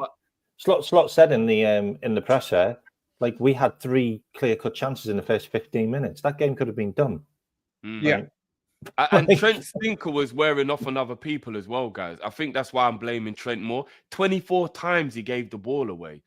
All he had to do was just follow Bruno, and their first goal doesn't happen. Like, his lack of effort is my problem. I don't care how bad you play if you're trying. That happens. I've played football. Shit happens. But when you're walking around not trying, he's the reason why we lost that game, bro. Yeah. He is. Like, Oh, we his drew. effort We was didn't lose. absolutely We drew. shocking. in I this hear game. you. I hear. It does feel like a loss. Anyway, guys, We let me didn't just lose. We didn't lose, by the way. Drifty. other stuff. Nah, that was a loss, bro. That was a loss. Not being Man United was a loss, man. Yeah, it feels like a loss. I can't lie. Waiting for PSG to bid first seems so stupid. I'd like to introduce you to our club, mate. You get me? No, and then Welcome. you can't. Oh, say we that. did do We the don't same know. thing for Diaz, but I don't know if Yeah. Diaz is a different thing than Kvara. We don't know It what was the about- conversations were. And with all due it was about- respect, PSG aren't Tottenham. Like, we can steal from Tottenham. That's easy. yeah, we can't bitch slap PSG. And Kvaradona is not Do you Diaz. know what I mean? It was about the Bradley slander earlier, is what Mad Gimme is saying. Yeah, but with Conor Bradley, we can't sit up here and act like Conor Bradley's been phenomenal the whole year. He hasn't been. He's had bad moments. You get me? No, So but this his fundamentals have been better than Trent on a He's still a consistent great basis. player. I disagree completely. Trent has That's he's had the worst game of any player in this whole team against Man United, but overall this season he has been good. Big up to Ray who says I'm FSG out, but I don't get fans like Husam and Corbett. Who the fuck unbanned him? Chat. Who unbanned Ryan? I need explanations. Yeah, someone paid Yeah. £100 to get this guy banned. Yeah, this guy saying even if we win the league, I won't celebrate. Yeah, because like all my goal celebrations, I'm just acting in it. Like I definitely won't celebrate. I'm gonna start a funeral. I told you that Corby Red's a fraud. He used anything to refer to FSG is just negative. He has a slot agenda. Apologize. Hell will freeze before I apologize to you. You're the same person that called McAllister the Argentinian Harry Winks. Have some shame. Big up to Oyster who says Kvara is used to take heat off the Trent contract. Here's the thing. I'm gonna respond to this before we open up the floor with this Kvara conversation. Oyster, I'm as FSG out as they come. I'm probably the most FSG out person on this planet. You get me? Callum would say it's him, but he did say FSG until the day I die. So hold that, Callum. So when it comes to this conversation, I'm as FSG out as they come. This can't be PR because it's negative PR. It's literally negative PR. It cannot be PR when it's negative PR. You can't have Zubimendi, Bellingham, Caicedo, Lavia, and now Kvaratskhelia and think it's PR. No, it's going to be negative PR, not good PR. So I disagree with this logic. Regardless, listen. Before we start off this section, 1,000 people are locked in the building. Thank you guys so much for tuning in. I appreciate and love every single one of you guys. Just a quick reminder, if you're watching this on the replay, to subscribe to all these guys on the panel as well. Their channels are in the description, so do give them a subscribe as well. Like this video. We're currently on 350 likes. Let's try to get to 400, 500. Meet me at halfway line. You get me? 50%, 500 likes. Let's get there. So close your live chat, like the video, and continue to enjoy this stream. Jamie, start us off with the transfer talk. Kvaradona, links, contract situation. What off the pitch stuff like do you want to start with and talk about? I'll talk about the Kvara stuff first because it is interesting. Now, I think Liverpool have been looking at him for a while, and obviously a player they really rate. And I do like the fact they're looking at that level of player, which I'm happy about. I don't think they thought he was available in January till the news broke that PSG have already been talking to him. So now Liverpool are monitoring the situation. If Liverpool had the chance, I think they would go and buy him in January, because we do buy players in January, sort of positions that we don't actually need at times. There's a thing we've done before. We hold that Chiesa card, obviously. Slot talking. Yes, was it today? He was talking about, Chiesa might play some minutes soon. He might play some minutes next week. He might play some minutes in the next few months. Yeah, don't ask me about rotation. Let's not get him going again. Go ahead. But I think the club has seen a possibility that they could try and hoodwink this deal. But I believe, by the look of it, him and PSG are too far down the line. I think PSG got ahead of everyone. You got to give credit to PSG there. They look like they got in front of everyone and found out he's available this January, and they've done their own work a little bit quicker. But Liverpool have tried to be opportunistic. That's what they do, isn't it? And they saw a player they thought they could go and get and bring him in. But I think PSG has beaten everyone in Europe to it. So you got to credit PSG to that, man. I didn't know he was available this January.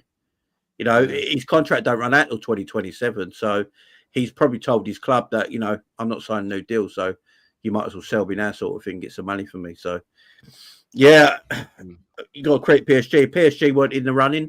I think Liverpool would be all over it. And he would be a Liverpool player, in my opinion, because it's the kind of transfer Liverpool would do. He fits everything about the club. His age range, his wages, they wouldn't be that big. I think he's only on 32 grand a week at Napoli. You know, he's what, 22. Everything about it is perfect for what Liverpool are looking at. But I think PSG have beaten everyone to this, and I don't think there's anything you can do about it now. Why don't we ever hijack everyone? Why do we always get hijacked? Well, we hijacked two players. Who? We hijacked Diaz and we hijacked Gakpo. Like, they were both going to different clubs. Yeah, but stealing from Spurs and Man United is like I know that. stealing a snack from a kid. Like, that's the thing. The thing about the Kvaratskhelia thing for me, he ain't gonna stop you. is he's the same type of profile to the Gordon left winger that we were looking at the start of the season, and that was what Slot wanted. Like, he obviously wanted Gordon from Newcastle, otherwise we wouldn't have been involved in that. So for me, this is really opportunistic because he could be available for 59 million. When are you going to get a player for 59 million? That good. Of that quality, impossible. Of that quality. Like, he's been consistent. He's been in the top 1 and 2 percentile in progressive carries, in dribbles, in shot creation, in shots on target in the Italian league for like the last 2 seasons. And him and Osimhen had a real chemistry together, who's another player we've been linked with as well, which is a random one. I just think that I think he'd be the second best winger in the league automatically. I think him and Salah are the best wingers in the league. Directly. You just put them on either side. What do you guys base that off? Just because how he plays or what? No, I'll tell you what I honestly based that off. Even the season when Napoli were crap and they finished 10th, if you're a GA merchant, he had 17 GA in 34 games. So he means he gets a goal and assist once every 2 games in a shit Napoli side. He also has the capability of playing the 10. He's an unbelievable dribbler. He's an unbelievable playmaker as well, because he does create a shitload of chances for his teammates. And he's like a very good striker of the football as well. I think he needs to come into a league of which will bring out his talents a lot more. In the Italian football, and as you know, listen, we watch a bit of Serie A. No one here is like Serie A expert or anything, but we do watch it every now and then when we can. And it's just from a pure pace and power perspective, it's 100 times slower than the Premier League. And I think you bring him into a league where there's like transition and attacking play, and you're just on it. I think Kvaratskhelia is better than Saka.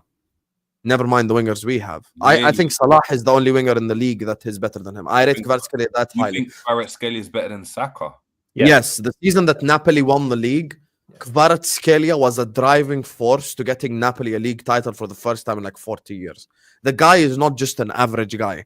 He's and one thing that I'll say about Kvara is, and this is something that's lacking in football. You remember me and JJ had the argument 2 weeks ago about Salah's presence and like his arrogance and stuff. Kvara has that. Kvara is not the type of guy to do this whole system thing and like, he's going to get the ball and he's going to try to dribble past 3-4 guys and shoot, dribble past 3-4 guys and pass and do something for the team. And I think automatically he becomes the second best winger in the league. The thing with that as well is... I just dropped a bomb on everyone. Like you didn't expect to say he's better than Saka. Well, guess what? I did. I don't know, man. I don't know. I'm looking at that, and as you said, there's that one season with Osimhen where I know he got good numbers, but that was one season. Since even the year he finished 10th. Would you say a side that finished 10th, him getting 1 GA every 2 games is bad? No. League. I'm not saying it's bad. But what I'm trying to say is, the way, and again, it's just my perception, the way you're talking about Kvaratskhelia is as if he's on the level of the Mbappes and Vinicius of this world that are that level. Because him coming to the league and being, do you know what I mean, that guy, when I look at it, like on face value, does someone like that, as opposed, obviously he's a big name, again, he's a big player, he's a very good player, but does he move the needle enough for Liverpool? So yes. I don't. My point. I think that's more of that's a really nice shiny toy, and we want the shiny toy, and if we can get him, we can. But okay, but JJ, my chat will vouch for you, and you will vouch for me as well. And you know you'll vouch for me as well. You've heard me say Kvara's name 300 million times. You know how in love I have. I know you rate him. I rate him highly. Who's the better dribbler, Kvaratskhelia or Saka? Kvara. Better dribbler. But it depends on what you mean, because if we break it down to abilities, only thing you could probably give to Saka a bit more, maybe he's a better striker of the ball. Is Kvara that much better? Is Kvara that much better than Diaz? Is he an upgrade than Diaz? Yes. But this is my point. But this is my point, right? Is he though? No, but this is my point. Is that I think he's better than Diaz and Gakpo. I think he is. Let's say hypothetically, again, I'm not this all knowing person, right? But let's say Kvaratskhelia comes in, whoever leaves, right? Gakpo, Jota, Nunes, hopefully, I pray. And let's say they get this. He gets the same numbers that Gakpo and Diaz is currently getting, right? Is that something that you're cool with? You're just like, yeah, this is cool. With Salah, obviously, hypothetically, Salah still being in the team. He gets the same numbers, but you just have that player. Is that better? Can I answer your question without answering your question? Can I drop a bomb? Yeah. I'm gonna drop a bomb on everyone. I think if we sign Kvara, we play him in the 10. We don't even play him on the wing. Me too. I want to talk about that. Something like that. Again, when if it's a move genuinely, like that's what I think. Yes, if it's a move like that, then again, let's see what Liverpool can conjure with that. But my biggest issue. But with Gakpo and Diaz, just to answer the question, because I have to be fair and objective, this season is probably their best season, both of them in terms of numbers. So I can't act like this is the overriding who Gakpo and Diaz are. And I'm not singling out any of them. Both of them are having very good seasons, both. Not just one, both of them are having incredible seasons. Gakpo did something out of nothing against United. Well done to him. Diaz has scored hat-tricks against Liverpool, and he came on against Spurs, was very threatening. Both of them are having incredible seasons. But with Kvaratskhelia, the difference for me is you were a driving force of your team winning a league title. When your team was shit, you had an average of 1 GA every 2 games. Like, I'm talking about dead Napoli finishing 10th. Absolutely crap. You still delivered. And the reason why you're struggling now is because Conte don't even like play with wingers like that really to begin with. He's more of a left wing back, 2 strikers type of like manager. So you're obviously going to struggle a little bit in that system. You bring him to an attacking side. You bring him to the Premier League. You bring him to a league where he can cook at that level. I think he cooks massively.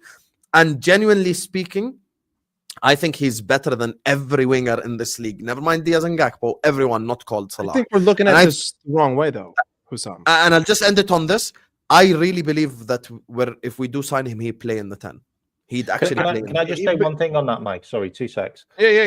The reason why we should look at him as an X Factor player and how highly that we rate him, as in me and Husam, is by listening to the other channels talk about him.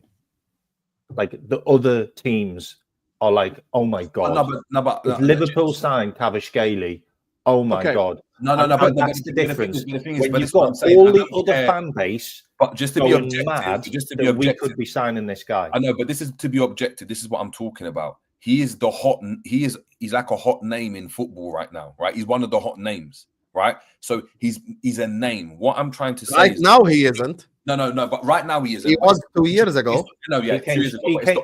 He made a real name for himself in the Euros. Exactly, but it's the opportunity. It's the opportunity, because I remember what I'm trying to say is there? Are you guys again? I'm not, because I don't know, but are you guys that confident that this guy moves the needle? Again, when Husam said he's playing in the 10, that's a completely different argument. I don't know what he can do there. I saw on Transfermarkt he's played 2 games, or like in his whole career as a second striker. Like, it's 100 games he has been at left wing. So that's obviously a tactical. That's his main position, 100%. But I'm just projecting what I think Slot does, to be honest. Exactly. If he plays out on the left, which again is what I'm seeing, right? And again, he's 23 and stuff.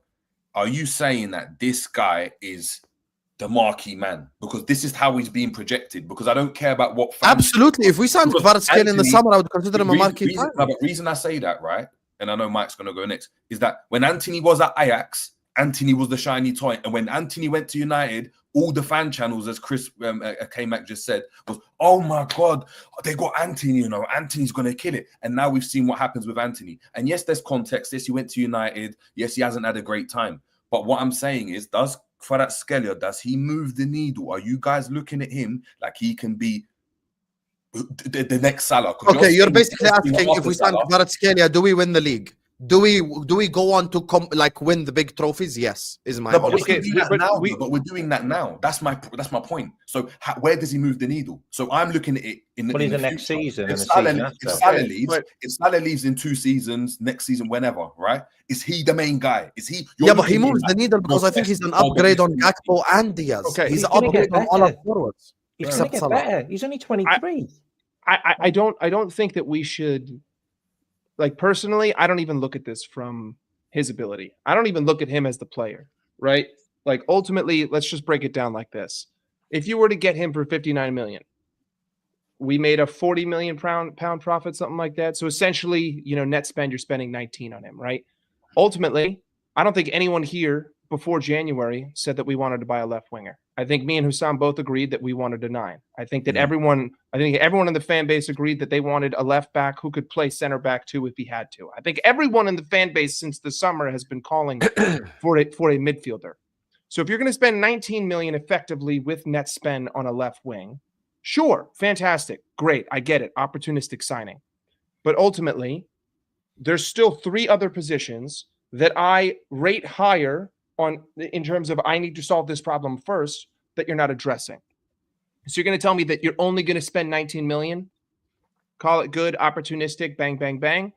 Like, I don't think he has the potential to move the needle, but ultimately that's not the area that I need to solve, right? Like, think about me as a boxer, right? If I've got a killer right hand, great. What's the point of making that stronger when my left block is terrible?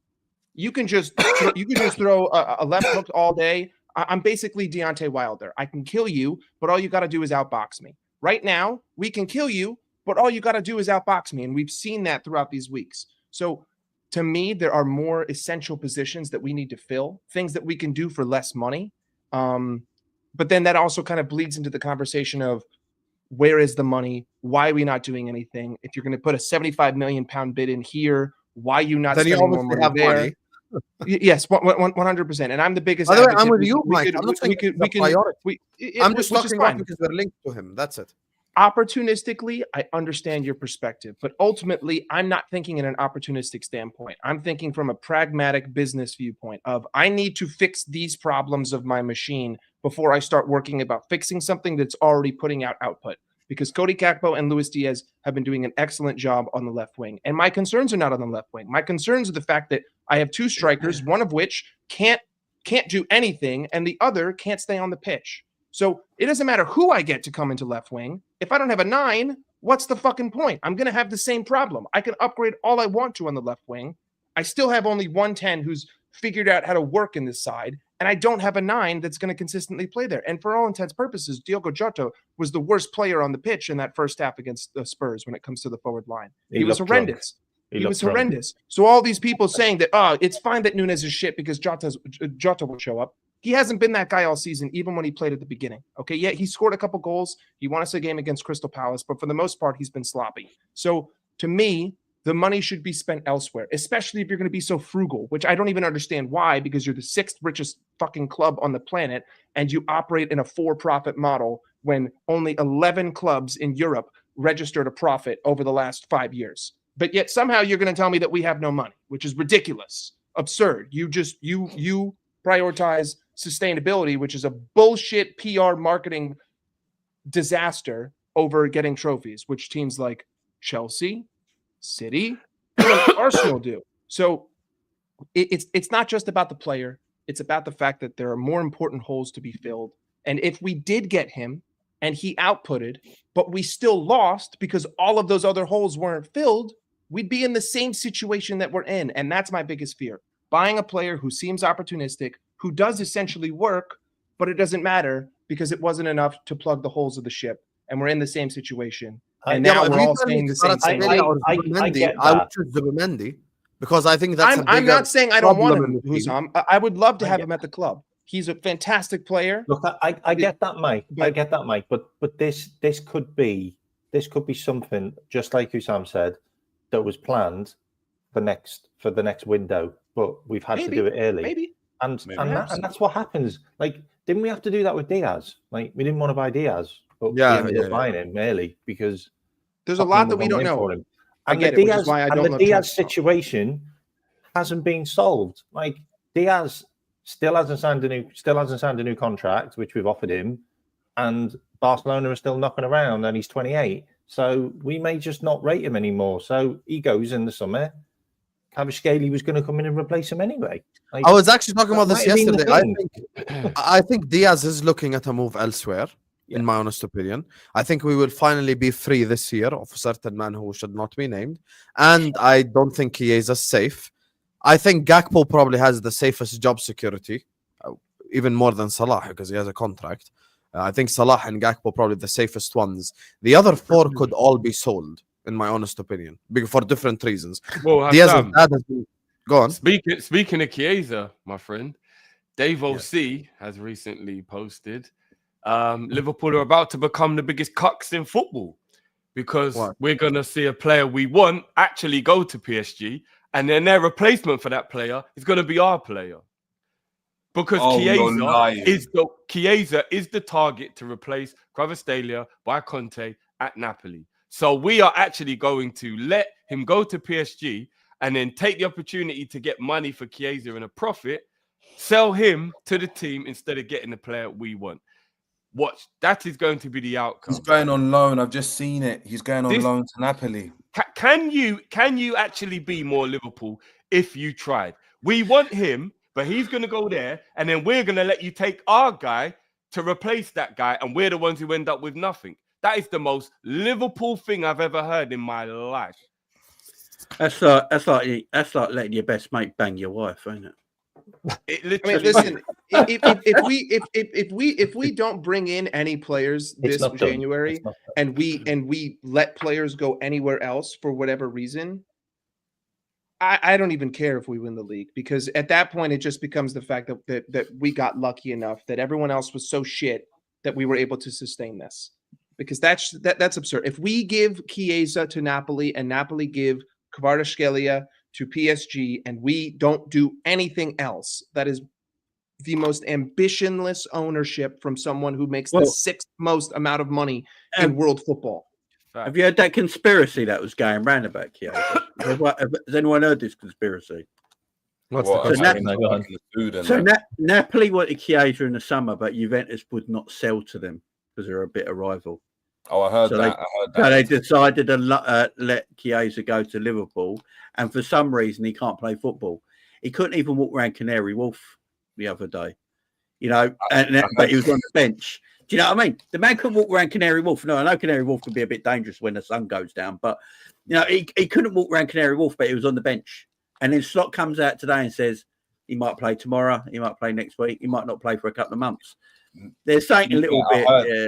So what we're saying, we actually took him so that we could make a profit to Juve, and Juve were in on it. So we're going to make a profit. We're going to make a profit of him, and then he's going to go to the club. So Napoli have basically been in on it the whole time. Is that what we're saying? What I heard? Are we going to recall Ben Doak if we get rid of Chiesa? We'll sell him. Trying to do the 4D chess, which was like apparently Edwards got Chiesa, knowing that Napoli want Chiesa, but then they were going to use Chiesa in the summer to grab him. Hold on, guys. Have gone to go and grab him, and he didn't even want to come. What if? Now, hear me out. What if actually we're about to hijack PSG by giving them Chiesa and the same amount of money? 59 million plus Chiesa is essentially 70 million. Makes sense. The biggest issue I have is that it's all insane speculation. Like, we legit know nothing. Like, I don't know anything about any sort of transfer process because I don't know anyone in there. And I think that all these reporters are, completely full of shit. Like, they don't know anything either. But it was briefed to David Ornstein and Paul Joyce yesterday. Like, why would you do that? Do you really want to get burned twice? Like, you got so much flack because you did the same with Zubamendi, because you were so confident you were going to get him that you briefed the journos, and you're doing it again. Like I don't see it. I don't see us falling for that twice. What if they just want to look good, bro? What if they want to Oh, look it's like just, they it's made just the garbage. effort? It's just garbage, then, mate. Because It's not our like, fault. We made hasn't effort. Slot done enough this season to deserve his own Caicedo players? 2.0. For fuck's sake. Yeah, Caicedo 3 actually. I know for a fact. Yeah, I shouldn't actually. That's ignorant. But I just know my club. I know they spoke to people. They knew Caicedo wasn't going to change his mind, but they wanted to look good. Look, guys, we tried. We were going to spend 100 million. Where'd that money go, by the way? Where the fuck is it? I Where bet is they that 120 knew million? he was going to Chelsea. On that drift, they knew. On that drift, yeah. On that point of the PR, right? Is there potential, right? Going off what you just said, and then Husam, right? Husam, you said that Kvaratskhelia, if he came to Liverpool, you would view him as the second best winger in the Premier League, right? 100%. Yeah, me too. Me too. You too as well. If Salah then doesn't sign the extension and Liverpool know he's not signing the extension, right? Do Liverpool go and look to go and get this player in now because they have to, right? And need to try and hijack now. They wanted him in the summer, knowing that, yeah, there's a potential we might not sign Salah, but we need to get someone that's going to be the marquee name into the team. We need to go and get him now. You're saying that he'll be the second best player in the league. So technically, if Salah leaves the league and goes somewhere else, he's the best player in the league. Is that a possibility? And then no, it's the best winger. Winger is what I said. Winger. Not player. Best winger. Just doing my Jerry, it just Jerry, makes are you me saying hate Salah FSG. goes to PSG then? Wherever he goes, I'm not saying he is, and I'm just putting it out there. I'm saying if Kvaratskhelia is being viewed by some of the fact, look, two of you here on the panel as who'd be the second best winger in the league, right? Liverpool would who did technically then Liverpool need to replace Salah with someone if he were to go hypothetically. So you technically, but it would be crazy if it was a left winger though, bro, because then who's going to play left wing? He can play right that's wing. What Liverpool would do, isn't it? Then they'd go and get the equivalent of someone that can play at right wing. So you remember, you got your marquee man, the main guy that's of your front line right now, but you're restructuring everything because you want Nunes to go, and well, that's the way it seems like. And you're gonna have to get a right winger, but you can go and get whoever at right wing, right? This 35, 40 million. Maybe it'll be Chiesa. But you got the main guy. We were looking at Nico Williams. I'm just putting out there. It might be a situation. It's so we were looking at Nico Williams. It's so Liverpool, man. I did a show yesterday where I said we're the biggest club in England, but the biggest bitch in the transfer window, and I get proven right every time with this club. Honestly, it's just I don't even know what to say at this point. If that scenario actually happens, and we're just like some just bitching around for this Chiesa thing, and I sang the Italian national anthem for nothing. Oh my God! I just want to know. I don't even want to keep taking shots at Hughes and Edwards, yeah. But I really want to know what Hughes is doing. I just want to. Did he go on holiday for Christmas or something like that? Of course he did. What is he on a real? No, guys, what is he doing? If I told you I was a truck driver, but no deliveries had been made, you'd ask me what I'd been doing, right? You'd be like, hold on, so you drive, you're the delivery guy, but no deliveries are made. So what did you do? Oh, I kept rearranging the parcels in alphabetical order in the back. No, but what did you do? Did you deliver? No, you didn't. So why are you here? Why is this your job title? I just want to know what Hughes is doing. I really want to know what this guy is doing. You know the mad thing? I really do. Monitoring. You know the mad thing about it. I got ahead of him. Yeah, big up, Joe. Great analysis on Jerry James' channel is in the description, man. Make sure you guys go subscribe to his channel. Big up to you. Appreciate it. Yeah, Hughes is briefing Ornstein and Joyce. It's weird because if you look at Bournemouth, and the job he did at Bournemouth, it's actually really good. And the players that he brought in. So it does show that maybe it's not him and he's just being restricted. So maybe it's not him. I would like to introduce you all Fenway Sports Group. So John W. Henry, I'm telling you, bro, this fucking club is against us. This club John doesn't want to win. Work he did at Listen, you see that scenario Drifty just described? I read what Dave O'Cobb said. Listen, if that happens, that is wild. Then we're by far the biggest bitch in the transfer. I don't care about the league at that point. If that happens and we don't get these guys signed up on new contracts, then he can jog on. He needs to go. He can go. The ownership have got to go with him because they put him in charge and then he didn't do anything. Yeah. No, to be fair, Michael Edwards put him in charge, didn't he? Michael Edwards put him in charge. The only thing Richard Hughes has done well is he brought Arne Slot into the. That's all he's done well. So I actually think that's an Edwards decision. I'll be honest. Well, apparently it's a sporting director, so It was Hughes. It was Hughes. I think that's a bigger decision than Richard Hughes. To be fair, replacing Klopp, I think that's more Edwards. I could be wrong. I mean, it makes sense if it is Edwards because Hughes has been shit so far. That was a brilliant decision, though. Like I'm never gonna. If it was Hughes, that was an absolutely top level decision. But then you can't have one good decision and then just make poor. I mean, he's made us loads of money off sales. What good is that money if all I do is turn around and build a new fucking stand? Like, I don't need another 5,000 people in the fucking stands. I need 5 more trophies. I agree. I think we find out. I disagree now, though. I think we find out tomorrow. If Chiesa, I don't think this is going to be a saga or anything. I think by tomorrow, 2 days, we know. Guys, if Chiesa doesn't play any minutes tomorrow, he's off. If he wants to listen, but James, is he off because we're being the cucks, or is he off because we're doing? Oh no, it's because we're being the cucks and we're giving that. Do you know what I mean? Like, because if he does not play tomorrow, then I want to stop with the deal. There's someone. If PSG can't buy him unless Napoli get Chiesa, then you force Chiesa to play tomorrow, so he gets his inevitable injury, and then scupper the whole fucking deal for everyone. Do you know what I mean? Like, I don't give a shit anymore. Like, if we're not going to get anything, trading. Let's be the Grinch. Let's be the Grinch. If we're not going to get anything for ourselves, let's steal Christmas. I thought Chiesa wanted to be here too. Like, everyone was making this whole big deal about this. And he did the interview and everything. He looked the happiest I've ever seen out of anyone we've ever bought. It's true. Someone said something earlier about how when the 700 million, that's revenue. Well, I'll let you get to that. Because we want to.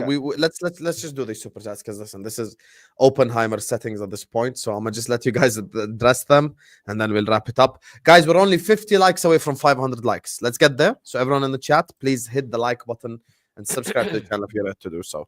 Reactionary. Speaking of cucks, reactionary. In FC is back. We were better with Callagher. Alisson's been mid. Callagher's had one bad game, and Fraud saying get Alisson back. My keeper is busy saving penalties from Mbappe and saving one-on-ones from KDB. Meanwhile, the other keeper is busy letting in goals from Ayew. First of all, the Ayew goal was a deflection. Second of all, you're the same person that came here after Newcastle and said we miss Alisson. This is the problem with you. He did actually. You were the same person. Even Kmack likes Kelleher, by the way, but he remembers you saying that. So you're just so reactionary. You just go game by game. You don't actually have a solid opinion. The whole Alisson stuff has been so over the top since he came back. Yeah. Ali's kicking's been arsed, though. I will say that. Not one goal he let in has been his fault. And secondly, he still saving one-on-ones. He did it the other day. I mean, that save was unbelievable against Tottenham. It's just see that one. I think it's just a bit. I think it's just a bit over the top. Yeah, but Ryan is over the top. Looked off. That's all it is. His reactions have looked off compared to what he's normally like. He doesn't let in that goal before the injury from Lautaro. He doesn't let that in. I'm telling you, he saves that. What the Martinez? It's like since he came back from the injury, he's just been a little slow to react to some. I would talk more. Yeah, but I'm willing to give him time because he's the best keeper in the world. Yeah, he wasn't in position for Ahmad's goal.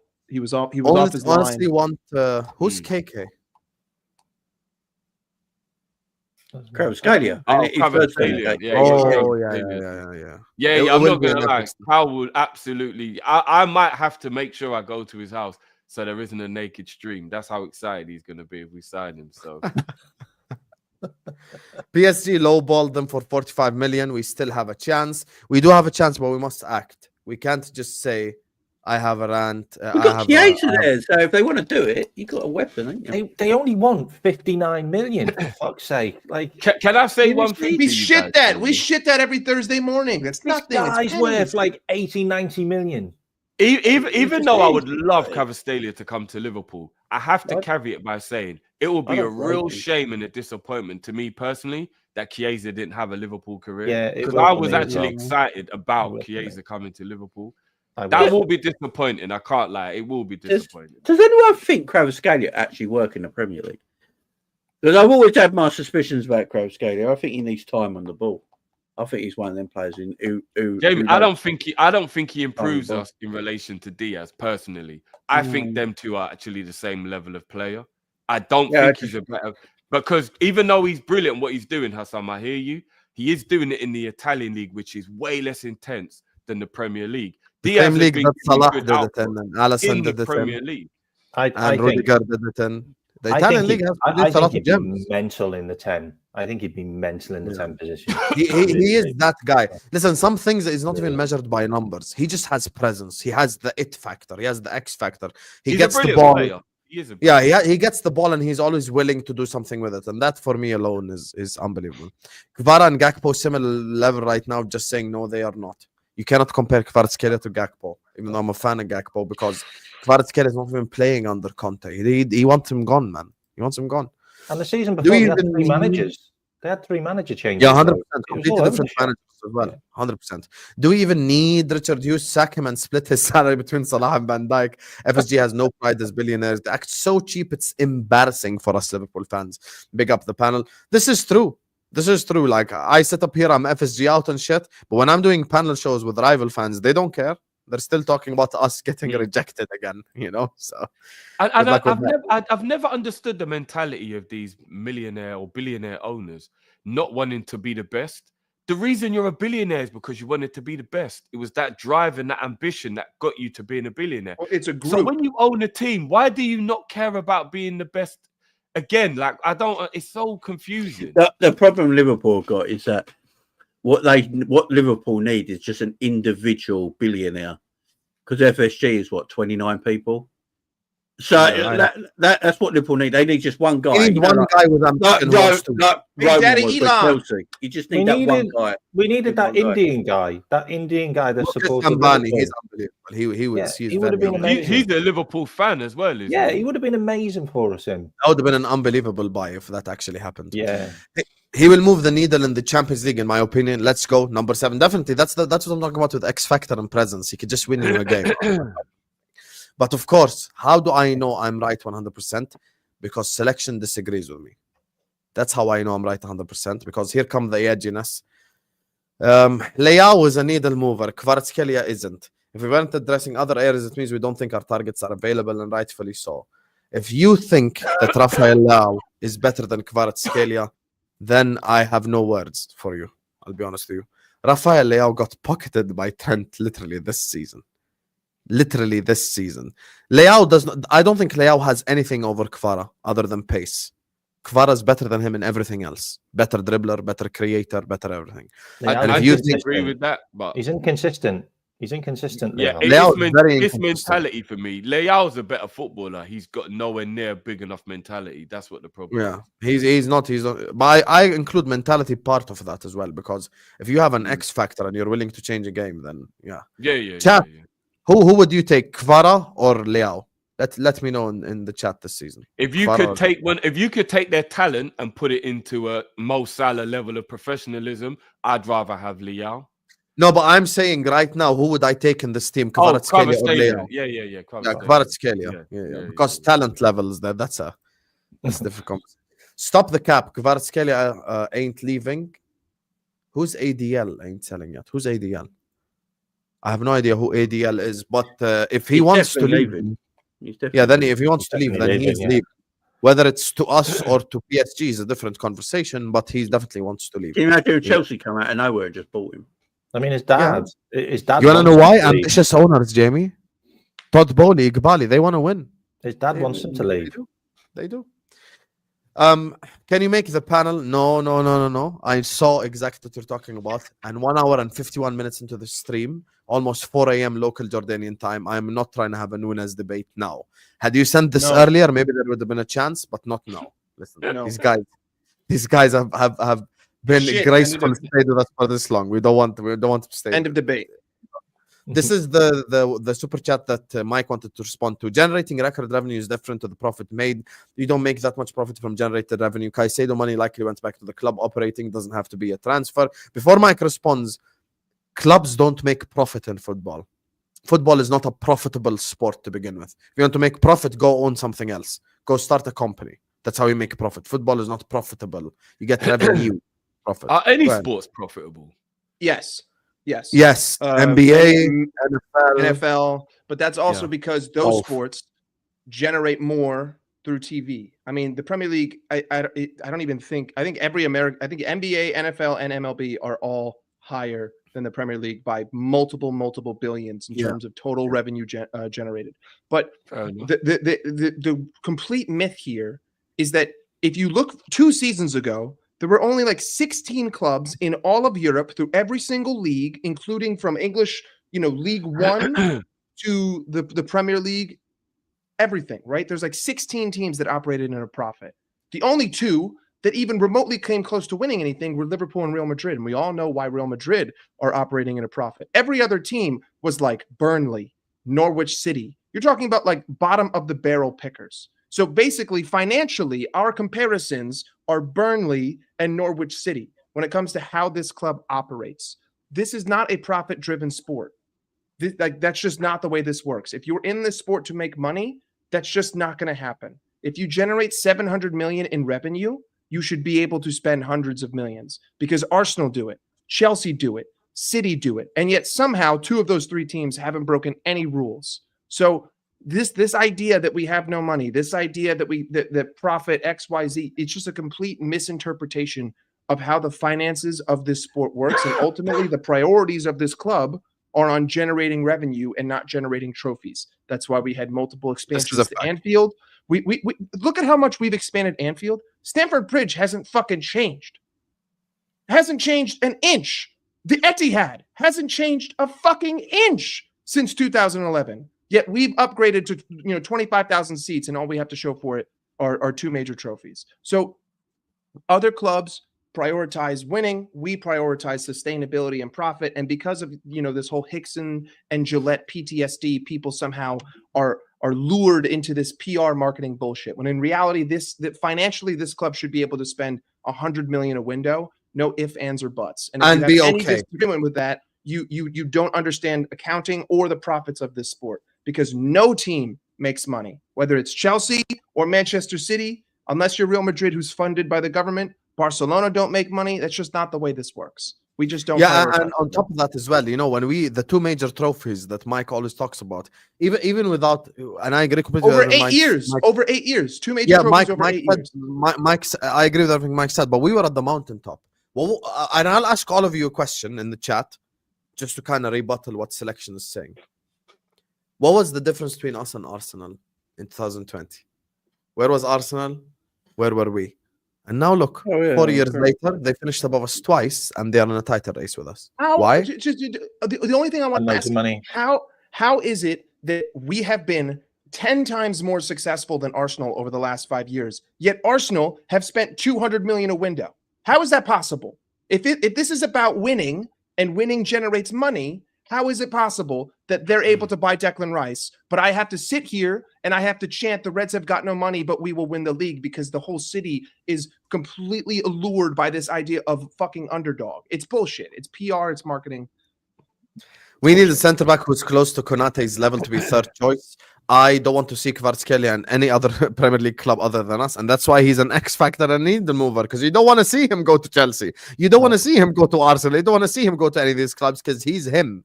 And when it comes to centre back, I agree with you. I do think we won't find the centre back close to Konate, because Konate's levels.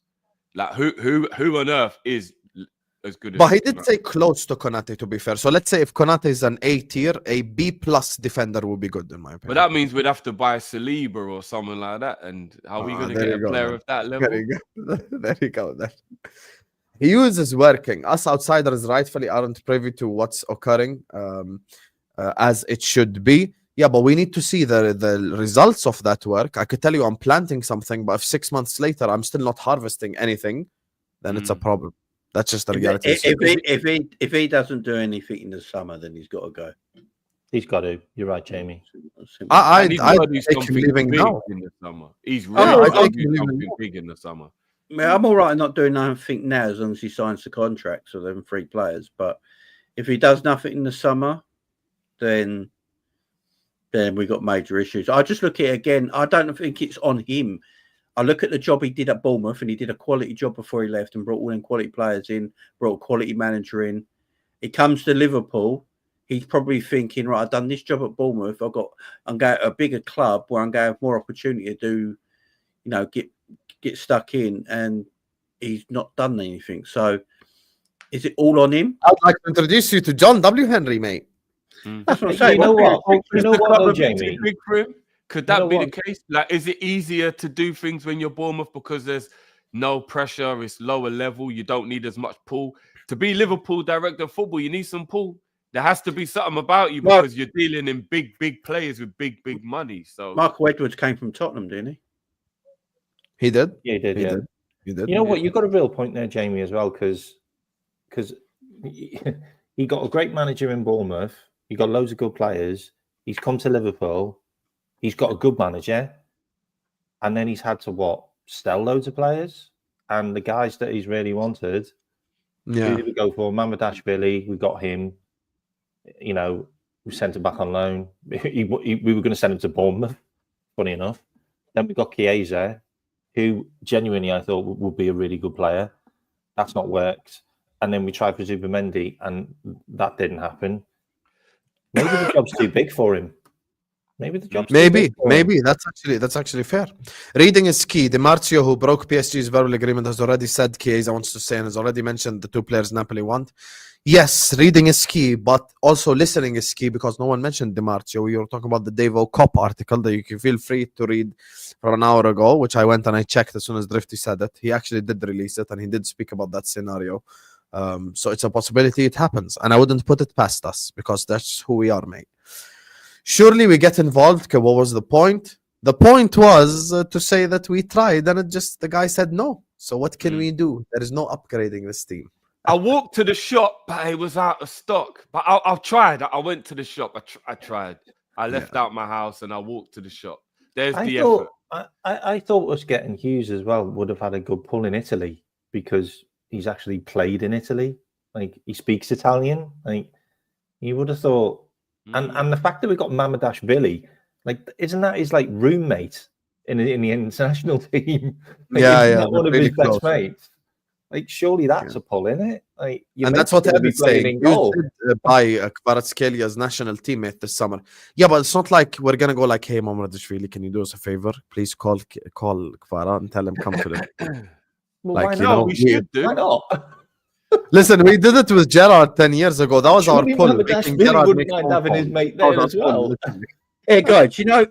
So PSG apparently after John Duran as well, ain't they, from Villa? Yeah. How are they going to afford those two? Yeah, John Duran weren't in the squad tonight for Villa, was he? I'll be very shocked if Villa do sell him, though. Apparently he's 80 million. Apparently they'll sell him for 80 million. It's all about if they profit. pay 80 mil for him with Villa. That's crazy. Obviously, where did PSG get all this money from? Yeah, no, that's what I was thinking. Oh, he's banned. Okay, no worries, he's banned. Oh, he's and banned. why? I no disrespect to PSG, but I just don't understand how that club's attractive enough to be going for the level of current state at this current time. Don't some of their league isn't that great. Their team isn't that great. Like, PSG are doing terribly in the Champions League. I'm just very surprised it's appealing wages to go there. I literally think he's only on 140 though, Mike. So we could easily match that. No, I meant if he were to sign to PSG, I mean PSG could just probably pay him 300 a week and not blink an eye. So, no, they're only going to give him 140, bro. That's what I'm saying. He's on 27, and they're only going to give him 140. He's staying on the same. That's fucking crazy. No, he's only on 30. He's only on 32. He's only on 32. Kvara in, Nunes out. Hey, that would be a dream scenario. He's not a 9, but we just need to get. I would take at this point. I would put Endo in the 9. Literally anybody. Oh Jesus! Talking about the player, but not knowing the boss. Just like Curtis Jones. I've literally just seen Drifty. I'm sorry, I don't know Napoli's sporting director, mate. I was a Nunes sexual. Okay, I'm a former Nunes. You were. I've now been converted and baptized. God has guided you, mate. Okay. I've been ridded of my sins. Need a bit of guidance. You get me? There's something that I want to do here. No arguments needed, just Drifty's reaction. Listen, he's insistent, so I want to play this. Mandem need to turn up to Hughes' house like United fans that did to Woodward. Hey, maybe it would make don't do that. it will make a difference. Caster, I'm going to play it for him now, once and for all. Why did I change the layout? Wait. I don't know. Let me do this. Yeah, I was like, what's going on here? Okay. He's insistent. He's So paid someone money. had left. I was seeing He he's just wants left. to walk. Okay, this is what I said earlier on this week, Mr. Drifty. Nunes in January and do nothing else, it's a 10 out of 10 window because we have gotten rid of something that has caused us nothing but pain ever since we have signed him. If we spent 64 million on toilet paper, it would have been better. If we spent 64 million on some heating for the ground so it wouldn't snow when it snows, it's a lot better. If we spent 64 million buying toothpicks for the Liverpool cafeteria, it would have been better. Like, it would have been better doing anything with that 64 million. You know, there are children dying across the world, and someone thought it's a good idea to pay 64 million to this stupid bastard who can't do anything right on the pitch. And I'm going to insult him because it's been 2.5 years of bullshit, 2.5 years of excuses, 2.5 years of people compiling up GA from fucking Carabao Cup and Europa League games and acting like, oh my God, he's so good, like we don't have eyes. 51 big chances missed in the Premier League. 51 big chances missed in 2.5 years. 51 big chances missed. If he scored half of them, we would have made Champions League in his first season, and we would have won the league last year. That's who Darwin Núñez is. We must all accept it. He's useless. Just move on. That's it. There's nothing to defend. What are you defending anymore? What? He's got pace and power? No brain cells. So what's the point? Núñez is lucky Trent Alexander-Arnold dropped that performance against Manchester United. Tell us how you really feel. Tell us how you really feel, bro. That's how I really feel right there. You know what? For every one of you Núñez, That's a lot of toothpicks. anyhow this guy gets the winning goal for something major this season, I just want to see you burn inside with having to give some form of credit to him. You didn't see my celebration for the Núñez goal against Southampton? Shameless. Yes, shameless. You didn't see it. You never see my celebration. It was such an extravagance. You actually did see it? I thought you'd have actually seen this one right here. When did Núñez last score a goal? Okay, 8 years ago. You were talking about PTSD, Drifty, earlier, right? Watch PTSD before we wrap up. This PTSD. I don't disagree. Like, he genuinely makes us worse. Núñez is 1-on-1. Here we go. Wow, he actually scores. Wow. He actually scored the 1-on-1 instead of missing, as per usual. I'll be honest with you, I had a very delayed reaction to that goal because I didn't think he was going to score at all. I fully did not back him to score. I thought or something, so I just realized, like, oh shit, he actually scored. That's actually crazy. I swear, I was actually shocked. I was genuinely just shocked. I was like, shit, if he does that in the Champions League final to make it 2-0, your reaction will not be that. So was that? No, I have celebrated Darwin Núñez goals before, and I will celebrate. But at the end of the day, I just had a shocked reaction because he went 1-on-1, and I have so much PTSD from him missing. I just had a delayed reaction, like, oh shit, he actually scored. Bye. Was that the goal though, where the goalie slipped? Yes. That was the goal against Southampton. The goalie slipped over. Yeah, the keeper just slipped. If he had missed that, oh Lord. Anyway, big up to all of you guys. This was a very entertaining stream. Thank you so much to everyone for locking in. Let's try to get 500 likes ASAP. Big up to all of you guys. Please hit the like button. Please subscribe to the channel if you're yet to do so. Let's try to get 500 likes before you guys leave the stream. We're currently at 480. So whichever 20 of you didn't like the video, do like the video, do subscribe to the channel. All these guys' channels is in the description. Kmack's channel is in the description. Go subscribe. To my channel after this. I'm 4 subscribers away from 700. Yes, go give him a subscribe, you guys. Let's get him 700 subscribers. Go subscribe to Mike Das LFC, Jamie Phillips Football Chats. Kopish is in the description as well, and Jerry's channel is in the description. Go give them a subscribe.